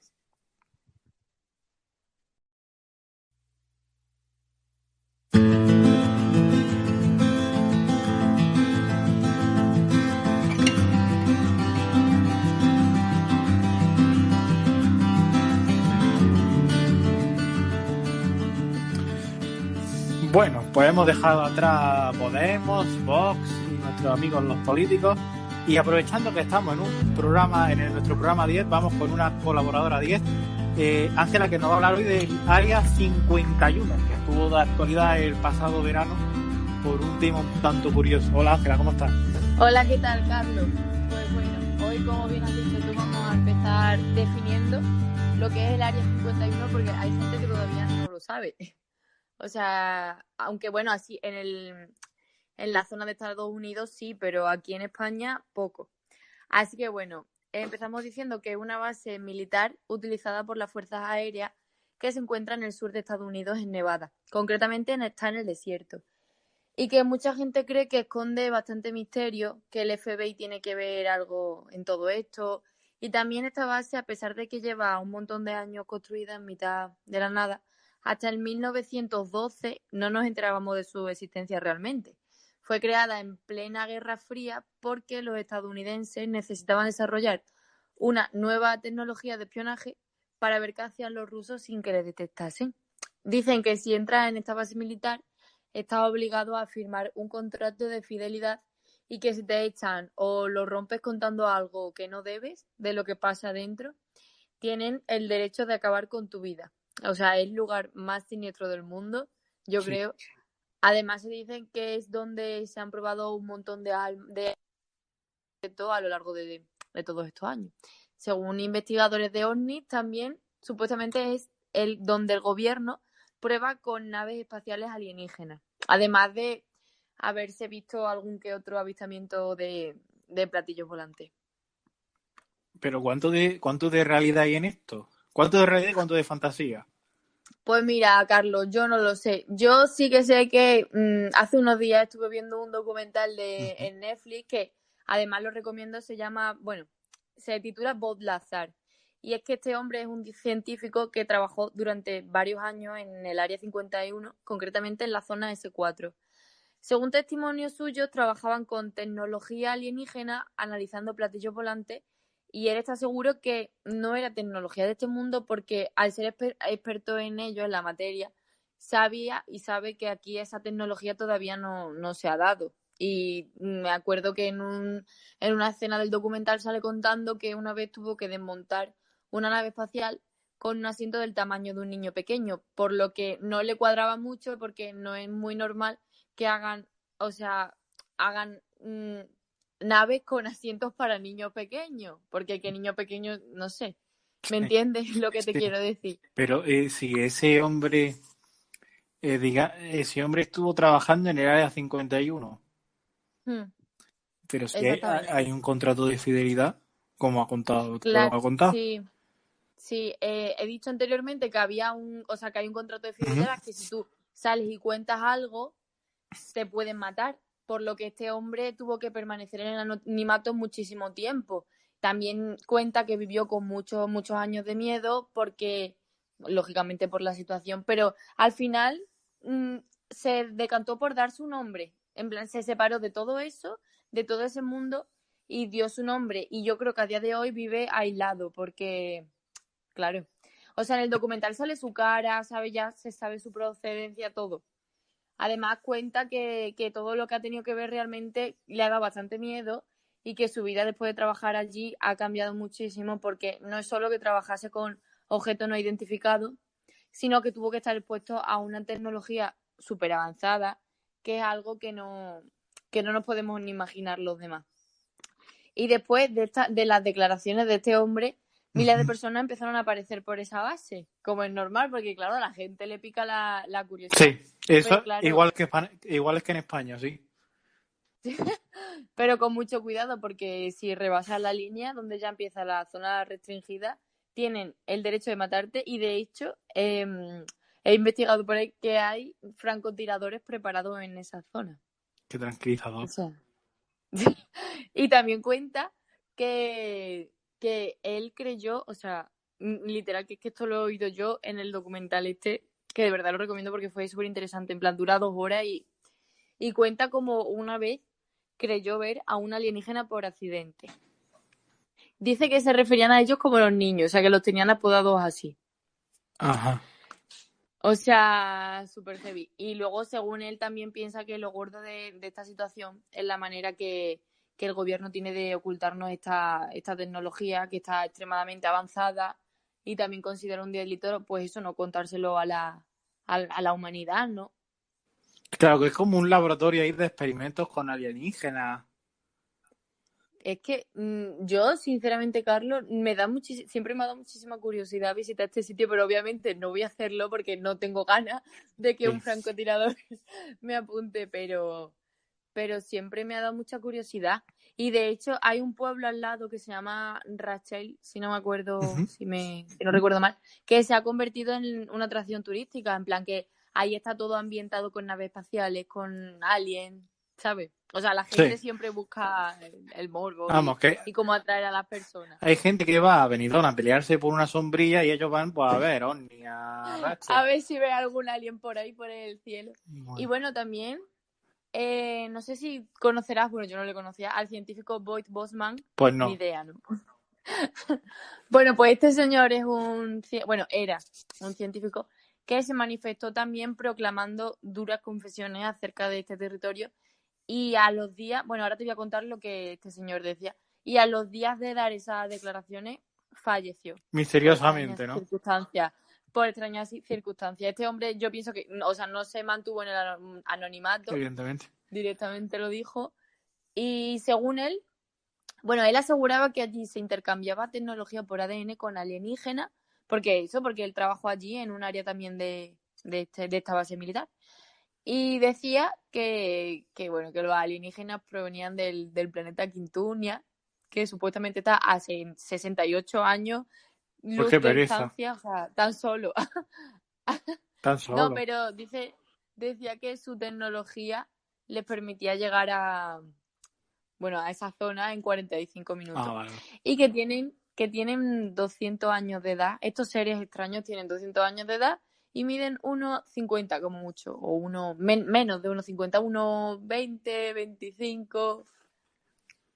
No sé, es muy extraño todo. A mí me parece todo muy extraño. No sé, pero tú sinceramente, ¿qué opinas? ¿Tú qué piensas que hay allí? Ay, porque yo quiero que un día vaya Trump allá a verle y aparezca Trump con el extraterrestre dándole de la mano. Sí, esto estaría bien. Solo lo puede hacer Trump. Yo creo que para eso todavía queda un poco, pero vamos, me apuesto lo que sea que Trump sabe lo que hay allí, vamos. Está claro. Pues a mí me extraña que si lo sabe no lo haya soltado. A mí me extraña porque ese hombre tiene la lengua muy larga. No sé, pero Estados Unidos siempre ha tenido mucha fama de ocultarnos muchas cosas. Sí. Se dice que allí sabe un montón de cosas que nosotros no sabemos. Y bueno, pero aunque yo también pienso que aunque nos dijesen avanzada tecnología que hay allí, supuestamente tampoco lo entenderíamos, porque yo no sé tú, Carlos, pero yo de yo de ciencia poco. Yo era de humanidades, así te lo digo. Yo pienso que podemos vivir bien sin saberlo, Sí. porque a mí me asusta. A mí, de verdad, yo te lo digo, cuando tengo que investigar sobre estos temas, que me encanta, pero me asusta. O sea, me asusta porque me da miedo lo desconocido y esto realmente nadie sabe lo que hay allí. A mí me pasa que parece que estoy viendo una película de estas de ciencia ficción, con los extraterrestres ahí. Literal. Pero bueno, No sé, a mí hay cosas que no. Pero bueno, eso es lo que supuestamente hay allí y ya te digo que recomiendo un montón ese documental porque estuvo súper interesante. En YouTube también se pueden encontrar muchas cosas del Área 51. Y bueno, también no sé si viste la polémica que hubo en Twitter hace poco, realmente no me acuerdo de la fecha, pero que la gente le dio por acercarse. ¿No viste eso? Un cuando montón de cuando hubo aglomeraciones. un día que fue la excursión colectiva allí y todo, a ver el área 51. Sí, Sí, que realmente muy... no consiguieron nada, Hombre, ¿qué van a conseguir? pero fue un meme de Twitter, o sea, Sí, no, hubo nada más. hay gente que se estaba aburrida. Yo es que siempre pienso que esta gente está aburrida porque no tiene nada que hacer. Si Hombre, tuvieran pues sí, algo la que verdad. hacer, no se iban allí a darse un paseo a ver si ven un alien por ahí suelto. Estoy totalmente de acuerdo contigo. Pero vamos, que no sé. Lo veo muy raro todo.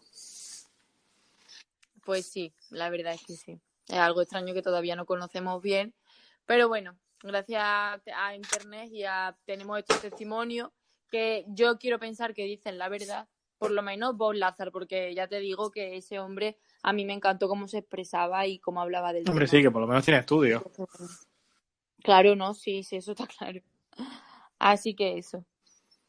Pues muy bien, muy interesante. Ahora me queda ya con el miedo. Ahora voy a ver para atrás y va a haber un extraterrestre y va a ser un rollo aquí. Esperemos que no, Si se me Carlos. escucha gritar en la radio es que me encontró un extraterrestre. Así que tengan cuidado. Bueno, pues Ángela, yo creo que ya la de 51 la Bueno, podemos abandonar, ¿no? pues No vaya a sí. ser que ahora venga un francotirador y vamos, ya lo faltaba. No, por favor. Bastante mal No, tengo yo no. la salud ahora como para que venga también un francotirador. Bueno, Carlos, Pues ha sido un placer estar aquí Sí. otra semana más. hasta la semana que viene, Ángela. Hasta la semana que viene. Adiós.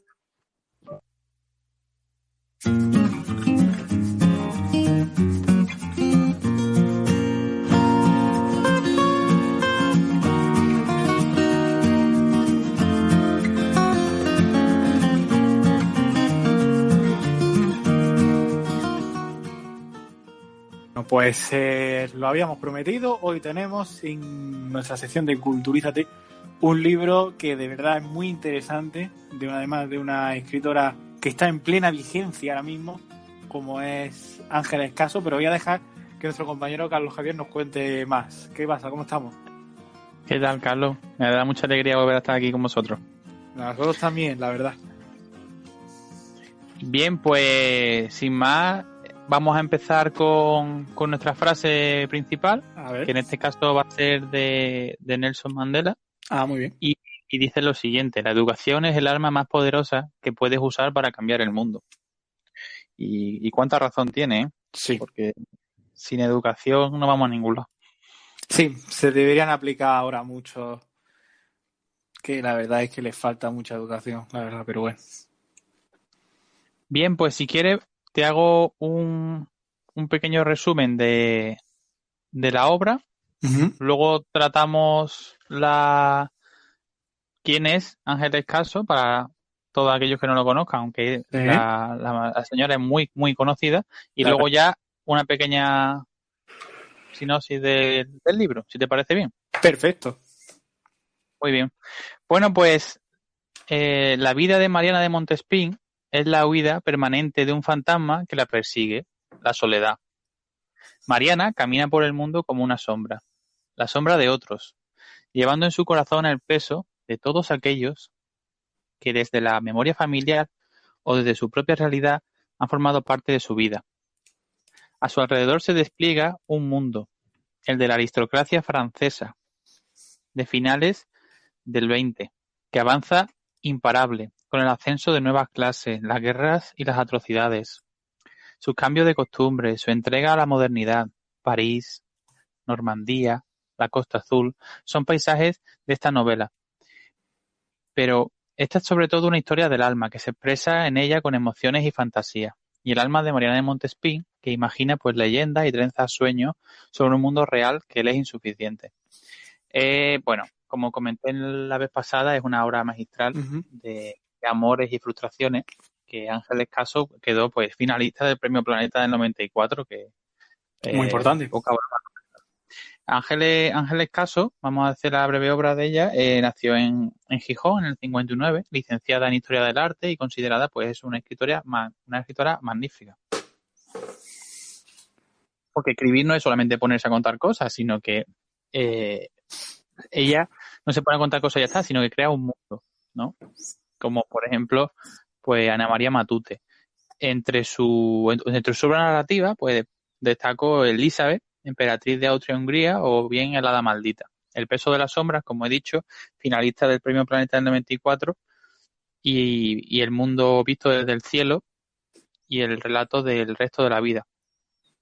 Sin duda, una persona muy, muy grande en el terreno de la literatura. Me bastaron simplemente 3 días, ¿no?, para llegar al final de la historia de Mariana de Montespín. Sí, engancha. Que es, solitaria, temerosa, educada por su madre, Teresa, entre los valores así adultos, ¿no?, y costumbres decimonónicas antiguas. Un corte así aristocrático. Madre e hija, pues eso, pasan sus largos y tediosos días entre la niebla, la soledad, en un caserón ubicado pues junto al Mar del Norte, a las afueras de Belbec, un pueblucho así de la costa de Normandía.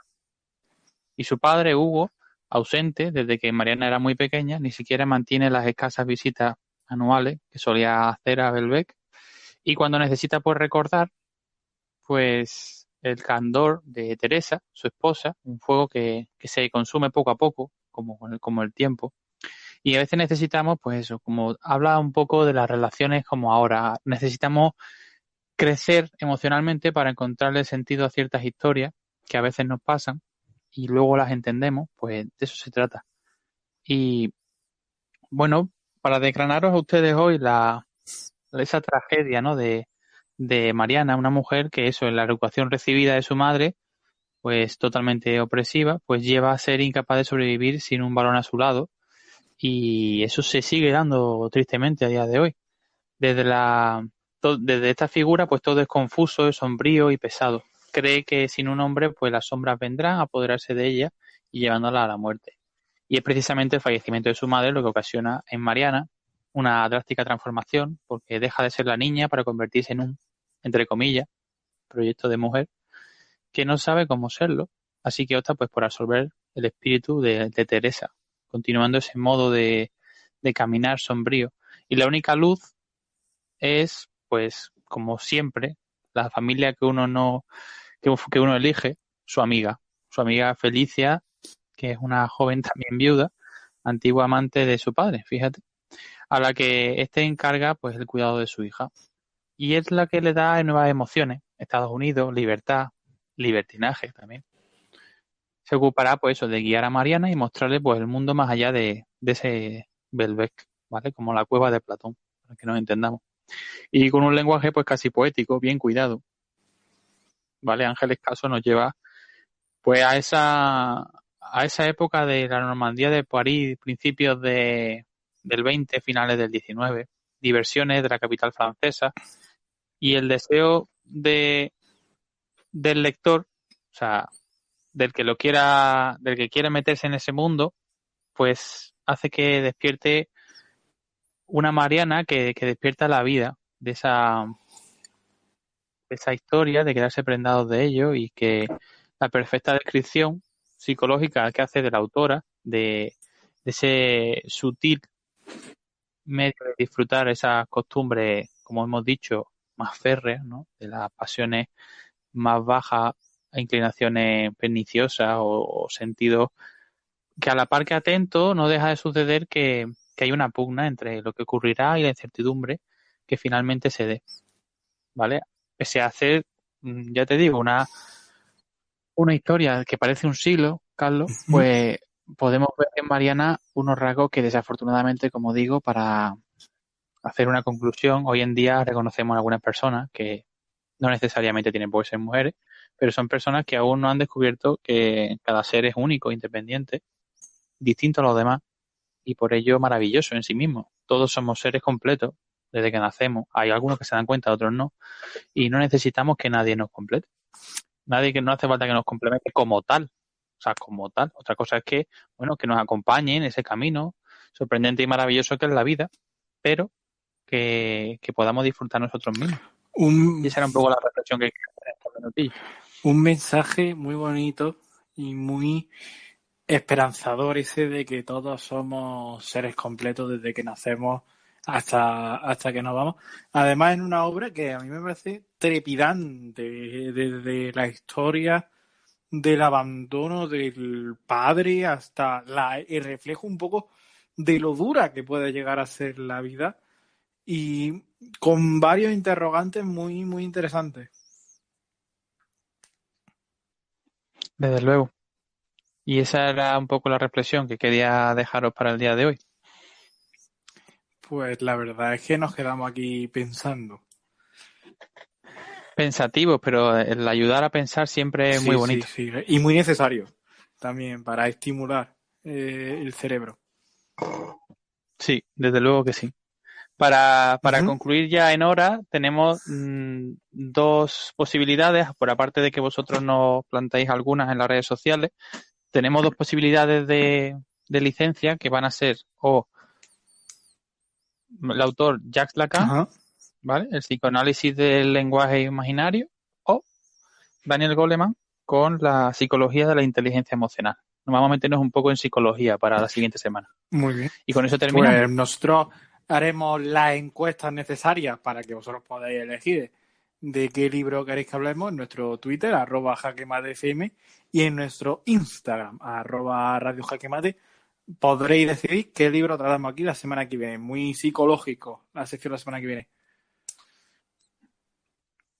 Pues muy bien, muchas gracias. La semana que viene, Carlos.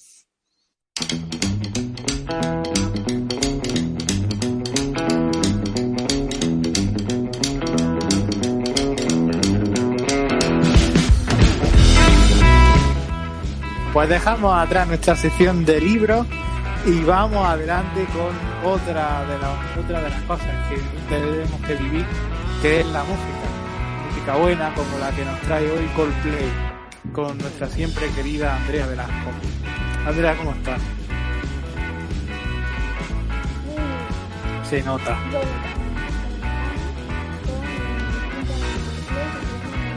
Muy bien. Vale. Pues desde abril del 2009 la banda trabajó en su quinto álbum de estudio junto a Brian Eno como productor del grupo de nuevo, porque ya lo fue en discos anteriores, pues en este álbum también lo es. Vale, en septiembre del 2010 Coldplay lanzó una canción llamada Wedding Band y poco después se supo que su nuevo álbum no saldría hasta finales del 2010. Y el 1 de diciembre del mismo año se lanzó su nuevo sencillo Christmas Live, el cual se puso a la venta a través de iTunes. Profesora, ¿puedo hablar? A toda la banda. Que digo que nunca saquéis discos de Navidad. Que es vivir para no trabajar. No lo hagáis. Sois como la María Carey. Vivid de las rentas, sin vergüenza. Vivid de Papá Noel. El único que trabaja en este país. Dale, Andrea. Bueno, a toda la banda tocando en un pequeño teatro con una animación con tonos navideños y a la vez con fuegos artificiales. El 26 de junio del 2011 la banda lanzó oficialmente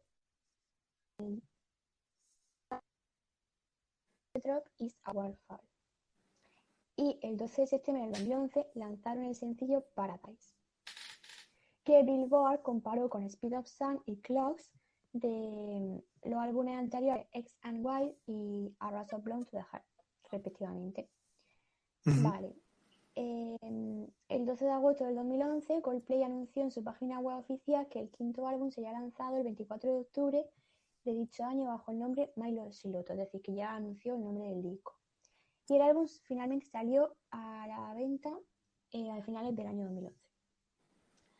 Vale, en cuanto a los títulos de las canciones del álbum, pues distinguimos la canción que tiene el mismo nombre que el álbum, que se llama Milo Siloto, que es muy corta, y una melodía que es de con 42 segundos.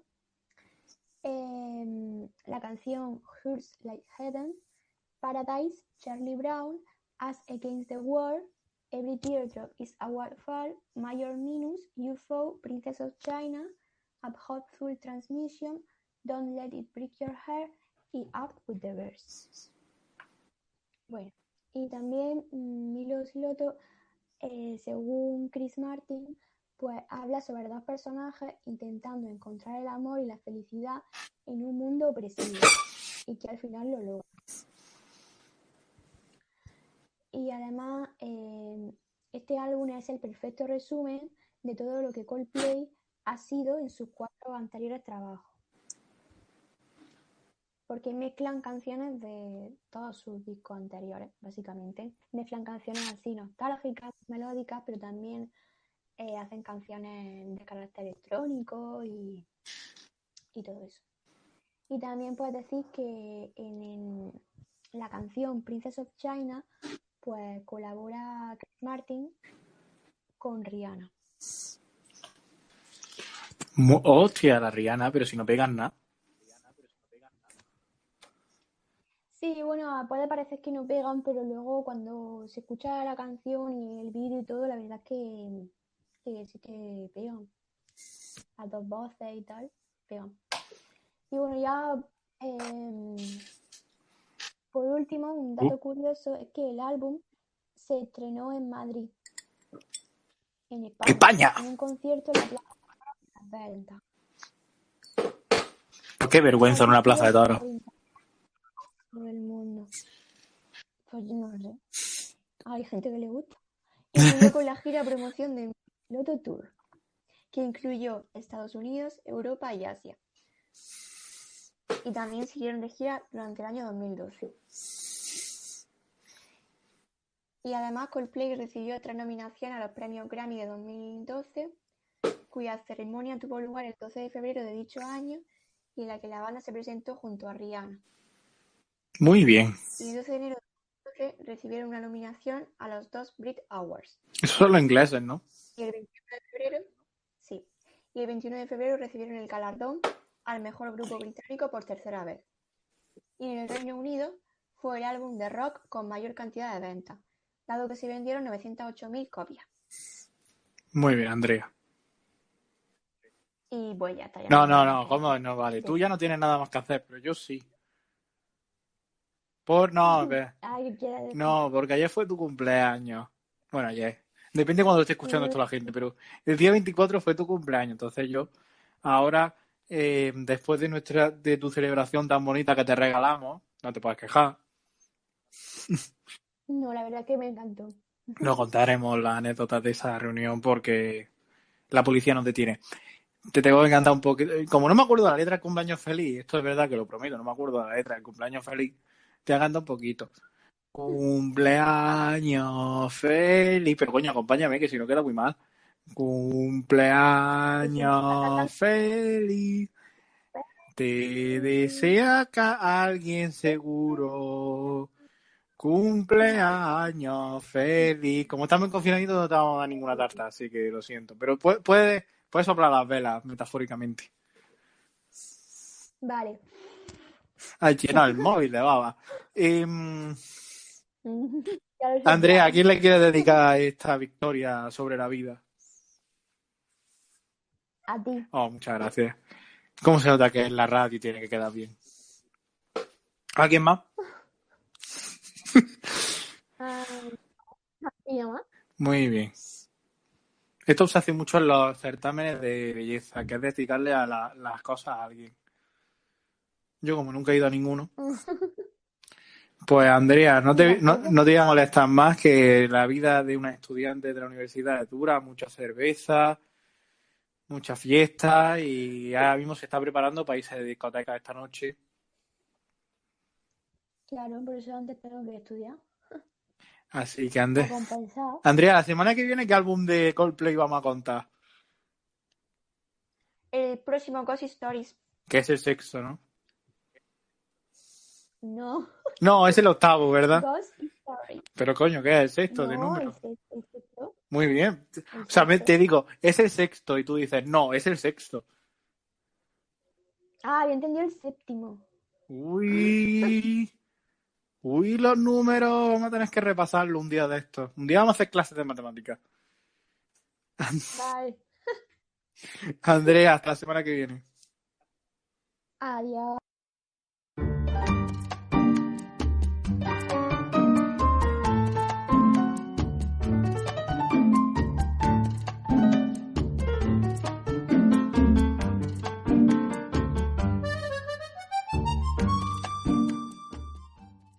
Bueno, pues a la semana pasada hablamos de amor, tuvimos un debate muy bonito sobre el amor en nuestra sociedad y demás. Y hoy queremos seguir un poco hablando de amor, que es lo que siempre hacemos, de amor, de sexo y demás, aquí en Fresas con Nata con Carlota. ¿Cómo estás, Carlota? Hola, Carlos. Pues muy bien. Siempre encantada de poder participar en este podcast. Muy bien, nosotros también estamos encantados de tenerte. ¿De qué vamos a hablar esta semana? Bueno, pues como ya dije en uno de los podcasts, no sé si fue el programa 7 o no sé, más o menos, Carlos, que hablaba sobre Sí. las diferentes clasificaciones más básicas que se hacían sobre los tipos de relaciones. Sí, el 7 del 8, no me acuerdo. Yo para estas cosas soy despistable. Bueno, es que yo invito a quienes no lo hayan escuchado que lo escuchen al principio para ver un poco esta clasificación. Bueno, y para quienes no lo hayan escuchado, igualmente voy a hablar sobre el poliamor y voy a decir un breve concepto, que es que estas personas consideran que el poliamor consiste en amar a varias personas a la vez, de forma consensuada, consciente y ética. Quienes lo defienden consideran que el amor no tiene que estar restringido, porque si quieres a alguien, deseas lo mejor para esa persona y eso incluye poder ampliar su vida amorosa y sentimental. La única condición es el amor entre las personas y la aceptación de la relación por parte de todas ellas. Esta palabra viene del inglés polyamory, que a su vez procede del griego y del latín, que significa literalmente muchos amores. Esta palabra fue acuñada a principios de los 90 cuando el poliamor empezó a desarrollarse como un movimiento social a nivel global. También se puede llamar poliamoría, las personas que lo practican son poliamorosas, poliamoristas o simplemente poli. Me llama mucho la atención, Carlos, no sé qué te parece a ti, que dice que la palabra por primera vez fue acuñada en los años 90, que bueno, ya me parece un poco tarde, pero que a día de hoy, 2020, yo creo que hay bastantes personas que aún no conocen Pues fíjate, a mí este me parece concepto. hasta pronto, si comprendemos que lo que es el poliamor tampoco ha tenido mucha repercusión, un tema que tampoco ha tenido mucha repercusión hasta hace muy pocos años. O sea, yo pensaba que había sido más posteriormente. Bueno, igualmente, ya te digo, actualmente hay pocas personas que sepan lo que es el poliamor. Yo hasta hace unos añitos tampoco sabía que se podía querer a más de una persona, pero no sabía que existía un nombre para eso, que supongo que eso le pasará también a muchas personas. Y bueno, lo primero también quiero decir que, porque hay muchos escrúpulos sobre que si los poliamorosos se creen superiores a los demás por tener a más de una pareja, y yo quiero contradecir esto. A ver, el poliamor es un tipo de relación que no es ni mejor ni peor al otro, simplemente es diferente. Y bueno, y también para que lo comparáramos un poco con la monogamia, es decir, el modelo relacional normativo, el que implica la exclusividad total, tanto sentimental como sexual, pues quiero establecer algunas ventajas y desventajas para comprenderlos un poco. Tengo que decir que estos puntos que voy a plantear se basan en declaraciones que yo he ido encontrando pues por YouTube, por relaciones sociales, de personas quienes han experimentado ambas relaciones y pueden compararlas, porque yo la verdad es que no he experimentado ninguna relación poliamorosa, entonces no puedo decir nada desde mi experiencia personal, pero bueno, me parecía bastante importante que nos concienciáramos sobre todo esto y eso, y quitar un poco lo que he dicho, los escrúpulos y el odio que se puede sentir hacia esas personas porque dicen que se sienten superiores y cosas por el estilo. Y bueno, y eso, mi objetivo es un poco hablar sobre esta comparación para que lo entendamos un poco más. Así que, Carlos, si tienes algún tipo de duda, tú esto me es vas como una parando. clase. Porque yo en estos temas soy un poco... Sí, un poco. Tengo poco conocimiento, así que me parece muy interesante. Bueno, primero nos cuentan que para empezar este tipo de relación tienes que tener una relación muy, muy fuerte contigo mismo. Eso es bastante importante por cosas que vamos a ver más adelante, pero bueno, en realidad tener una relación fuerte contigo mismo es esencial para siempre, o sea, da igual qué tipo de relación sea. Y también que tiene que haber una confianza, empatía y sinceridad absoluta con la pareja. Y bueno, algunas cosas, como desventaja tenemos la gestión del tiempo que tenemos, porque, hombre, disponemos de unas 24 horas al día y en las cuales pues tenemos que estudiar, tenemos trabajo, tenemos familia, amigos. Entonces, es muy necesario aprender a gestionar ese tiempo correctamente, porque claro, tiene que haber aquí como una especie de acuerdo. No puedes acaparar solo si tienes una relación con dos personas, no puedes estar 24 horas con una y a la otra la tienes abandonada. Yo esto lo veo complicado, Bueno, sí, es bastante complicado, la verdad. Pero no es imposible. Yo creo que todo el mundo, yo creo que todo el mundo que crea que es capaz de llevar a cabo una relación poliamorosa puede hacerlo. Simplemente hay que recorrer un camino largo porque no es algo a lo que estemos acostumbrados. Entonces, seguramente se mezclan emociones que desconocemos. Pero bueno, que de eso voy a hablar ahora, que es la gestión emocional. Y es que los poliamorosos deben gestionar las emociones individuales a un superior, de una manera superior a los monógamos, que muchos se quejan de que deben desarrollar una inteligencia emocional. Que al no ser establecida, nadie les ha enseñado. O sea, esa inteligencia emocional que tienen que desarrollar, para ser más breve, nadie les ha dicho. Claro, nosotros estamos acostumbrados a que toda la sociedad está hecho como para parejas, las camas, o sea, absolutamente todo. Entonces, la gestión emocional de una inteligencia emocional de estar en relación con unas 2 personas o incluso 3 personas, pues, hombre, tiene que ser difícil, sobre todo al principio cuando no estás acostumbrado a esto. Entonces, eso es algo que hay que tener muy en cuenta, porque se sale sobre todo de esa zona de confort y hay que aprender a llevarlo porque también algunas de las declaraciones que decían que al principio pues empiezan a aparecer pensamientos como la competitividad, los celos, la envidia, como por ejemplo, ponte que yo tengo una relación con una persona poliamorosa y esa persona pues acaba de establecer una relación con otra chica o chico y veo que yo que sé, que se llevan muy bien, que se quieren mucho. Entonces yo puedo sentir como esa competitividad de yo tengo que hacer que mi relación sea mucho más fuerte que con la de ella, no sé qué, ¿sabéis? Ese tipo de emociones pues tienen que desaparecer. Pero bueno, eso ya te digo que se gestiona y que es mucho tiempo. Es un poco complicado, ¿verdad? Pero creo que lo voy siguiendo, así que espero que los oyentes también. Bueno, si tienen alguna duda siempre pueden escribirnos por Twitter, por Instagram. Bueno, también dejar claro que en el poliamor sí existe la infidelidad, que al fin y al cabo una infidelidad es engaño, traición, y es cuando no se comunica, es decir, cuando no hay consenso sobre las cosas. Si tú vas a tener relaciones sexuales con otra persona o vas a abrir una relación sentimental con otra persona, pues tienes que decírselo con la pareja con la que estés en ese momento. Porque si no, sí que se considera infidelidad, no hay... Que no hay que esconderlo, vamos. No hay confianza. Exactamente. Porque, a ver, si tú has aceptado que tienes una relación poliamorosa, pues lo primero que tiene que haber es comunicación para que todo fluya. Y ahora, cuando empiezas a sentir un amor hacia una segunda persona y está al mismo tiempo, espérate, a ver cómo explico esto.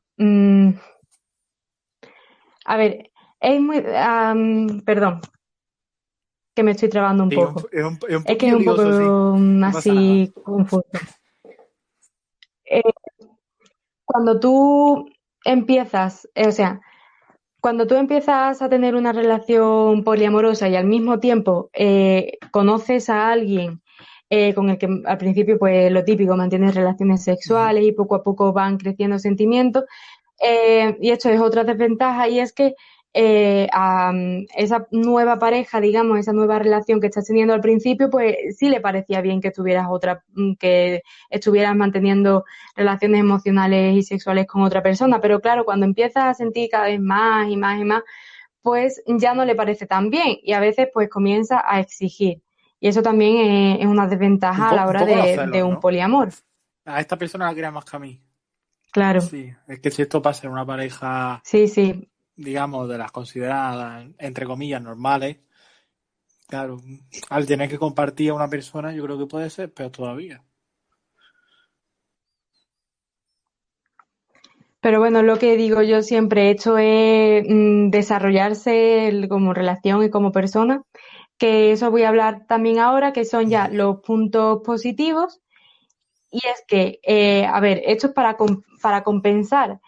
Cuando pasas tiempo con tu pareja, tienes que pasar tiempo de calidad. O sea, y nunca deben faltar los cuidados en ninguna de las relaciones. Hay una responsabilidad afectiva muy fuerte, algo que a veces en una relación de dos parejas, pues puede perderse ese tiempo de calidad, esa falta de cuidado, ¿sabes? Sí, No sé te si me va voy pillando. siguiendo. Sí, sí. Y bueno, sobre todo, que es lo que he intentado también expresar durante todo este rato que estaba hablando, es sobre el crecimiento personal. Declaran que tú estás trabajando al mismo tiempo en ti mismo, porque claro, desarrollamos esos sentimientos que no entiendes y empezamos pues a descifrarlos, a superarlos, a comprenderlos. Entonces, como que todas las personas que yo he podido, que yo he podido observar que han tenido relaciones poligámicas, a lo mejor han empezado relaciones de pareja normales siendo súper tóxicos y al final se han ido desarrollando, se han ido adaptando a lo que es una relación de poliamor y son personas súper sanas, que se quieren muchísimo a sí mismos y a sus parejas, o sea, que yo no tampoco quiero incitar a nadie a que sea poliamoroso si no lo es, porque eso no es, ya digo, que no es ni mejor ni peor que otro tipo de relación, pero simplemente quería hacerlo conocer porque sé que es muy importante también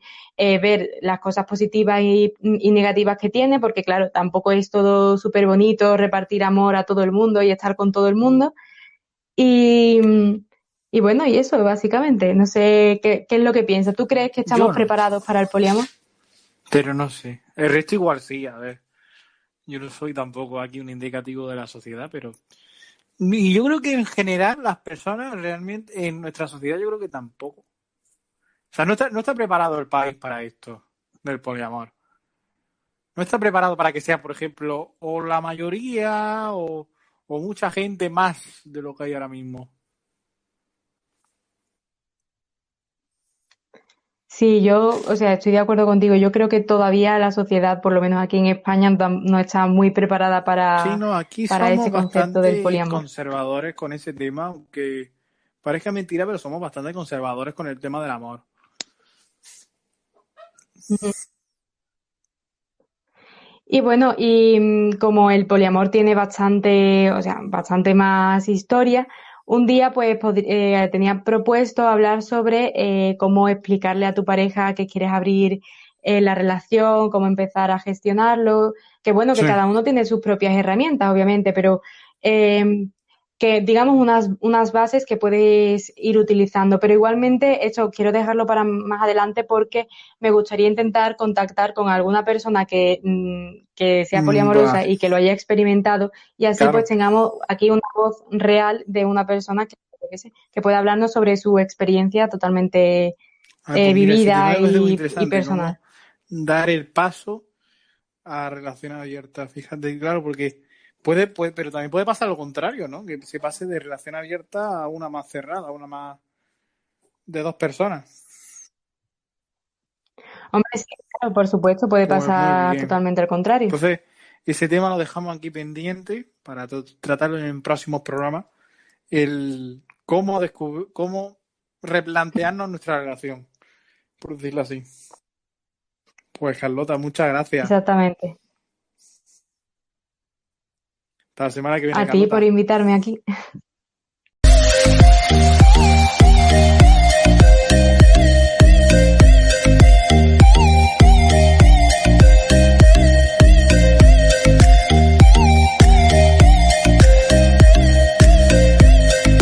Bueno, pues para cerrar el programa de hoy, habíamos dejado en nuestro Instagram, @radiojaquemate, una encuesta, un sorteillo que habíamos juntado también con Luzmi la semana pasada y vamos a seguir dando más ventajas para que participéis y ganéis ese sorteo, ¿no, Luzmi? Pues sí, porque como desde Jaque Mate nos encanta tener buena relación con todos vosotros, hemos pensado una nueva dinámica para nuestro concurso de Gominola Fini. Pues muy facilito, ¿verdad, Carlos? Efectivamente, me da a mí que aquí se lo llevan seguro ya, es que esto ya, si no se lo llevan ahora... Ya es que no vaya a poder tener más posibilidades de romper un poco el efecto este bikini, que nosotros pensamos que nada más hay que tener un cuerpo y un bañador, chicos. Así Ahí que estamos. muy fácil os los ponemos. Vamos a poner durante estos días una encuesta con que simplemente participéis en ella y nos sigáis o en la cuenta de Instagram o en la de Twitter, ya estáis participando en el concurso. Pero no solo eso, si acertáis entre las opciones que os vamos a dar, va a valer por 2. Es decir, por ejemplo, @Pepito participa y nos sigue en Instagram. Pues Pepito, perfecto, está participando. Pero si Pepito, además, ha dado a la respuesta correcta, pondremos @Pepito 2 veces en nuestro bombo. O sea, posibilidades dobles de ganar. Y además, que esto no es un examen ahora de la universidad que te juegas media vida, que esto es a ver si cae a voleo. O sea, que participéis, que hay posibilidades. Y además que si además acertáis es un 2x1. Que aquí nos ponemos nota, aquí os regalamos chuches, vamos. Sí. Mejores no podemos ser en esta radio. Como dicen los profesores, aquí no nos comemos a nadie, luego se los comen, pero nosotros no. No, vosotros sois los que vais a comer muchas chuches. Hombre. Y a disfrutar mucho de la marca Fini, que como ya os comentamos la otra vez, hay toda especialidad para la gente que tiene alérgenos, pues lo que sea, sin gluten, sin lactosa, eso después nos podéis comentar y elegir lo que queráis. Claro que sí, así que una pregunta que nos hacen aquí. Si tú ya nos seguías por Twitter o Instagram, ¿ya estás participando en el concurso o tienes que seguirnos ahora? No, si ya nos seguías no hay problema, simplemente responde a la encuesta. Nosotros lo que vamos a comprobar es que la persona que salga afortunada nos siga y que haya participado, obviamente. Claro que sí, además que se da 2 minutillos ahí por la noche ahí antes de apagar el móvil, 2 minutos y digo, ¡ay, voy a participar! Venga. Es muy fácil, si muchas veces estamos ahí, ¡ay, mira que habrá subido esta la historia! Va a estar ahí stalkeando al Crash, que estuvimos el otro día hablando de amor. Sí, a mí me pasa cuando mucho. Cuando stalkees al Crash, aprovecha y participa. Y a la gente de mi equipo, del programa, que vosotros no podéis participar, que si no parece que esto es tongo. Que la gente del programa no puede participar, vale, que los conozco y son todos... Luego nuestros compis están, yo quiero chuche, chiquis, pues ya cuando lo permita el coronavirus nos uniremos todo el equipo y haremos una comida con chuche. Ahí estamos. Pero ahora mismo chuche. Hay que premiar a la audiencia que nos sigue todas las semanas. Es verdad. Además que a nadie le amarga un dulce. Exactamente. Y ahora es una época muy buenecita, que ahora con la calorcita, el solecito, pues te pega a cogerte tus gominolitas también. Bueno, vamos a subir a nuestro Instagram y a nuestro Twitter un cartelito contando lo que tenéis que hacer por si os da pereza escucharnos, pero oye, que no escuchéis también, que también está bien. Pero como Hombre, sabemos cómo sois, si venís de aquí, si venéis aquí, más pues vamos. contento. Esto ya es felicidad plena, vamos, ya. Absoluta. Si no lo comentáis por las redes, casi que os ponemos triple. No, hombre. No, tampoco, no, a ver, no, espérate. Triple. Nos va a salir esto a deber y todo. Bueno, pues entonces para ganar, es que es muy fácil, sí, es que esto no es nada. Seguirnos y responder. Bien o mal, es muy simple. Sí, aunque respondáis mal, estáis entrando en el sorteo, o sea que esto tampoco es... Nosotros somos muy benevolentes. Quizás demasiado, me voy a poner yo más estricto aquí con estas cosas. En el próximo sorteo vamos a pedir más que la influencer. Que compartes, sigues a El Pino. Tenéis que meter en un directo con nosotros también, como requisito. Y después nos da la cuenta bancaria y ya nos pensamos si... Claro, ya nos pensamos si metemos o sacamos nosotros. Nos hacéis un bizum, ¿te imaginas? Qué mala gente. Bueno, Luzmi, pues... Me alegro mucho de este final, así un poquito humorístico y contando nuestra sorpresita. Claro que sí. Aquí esto no es como los Call TV estos de la madrugada de 3-5 que no gana nunca nadie. Aquí ganáis de verdad. Esto es sin trampa ni cartón.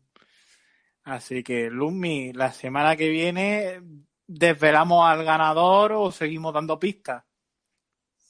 Ya os comentamos cómo sigue el plazo abierto o no, porque si vemos que participáis mucho, pues ya sabéis, alargamos el concurso y si no, pues para la semana que viene comentamos el día que se cierra. Claro que sí. Bueno, pues nosotros terminamos aquí este jaque mate. Volvemos la semana que viene. Hasta entonces, sigan disfrutando de la radio.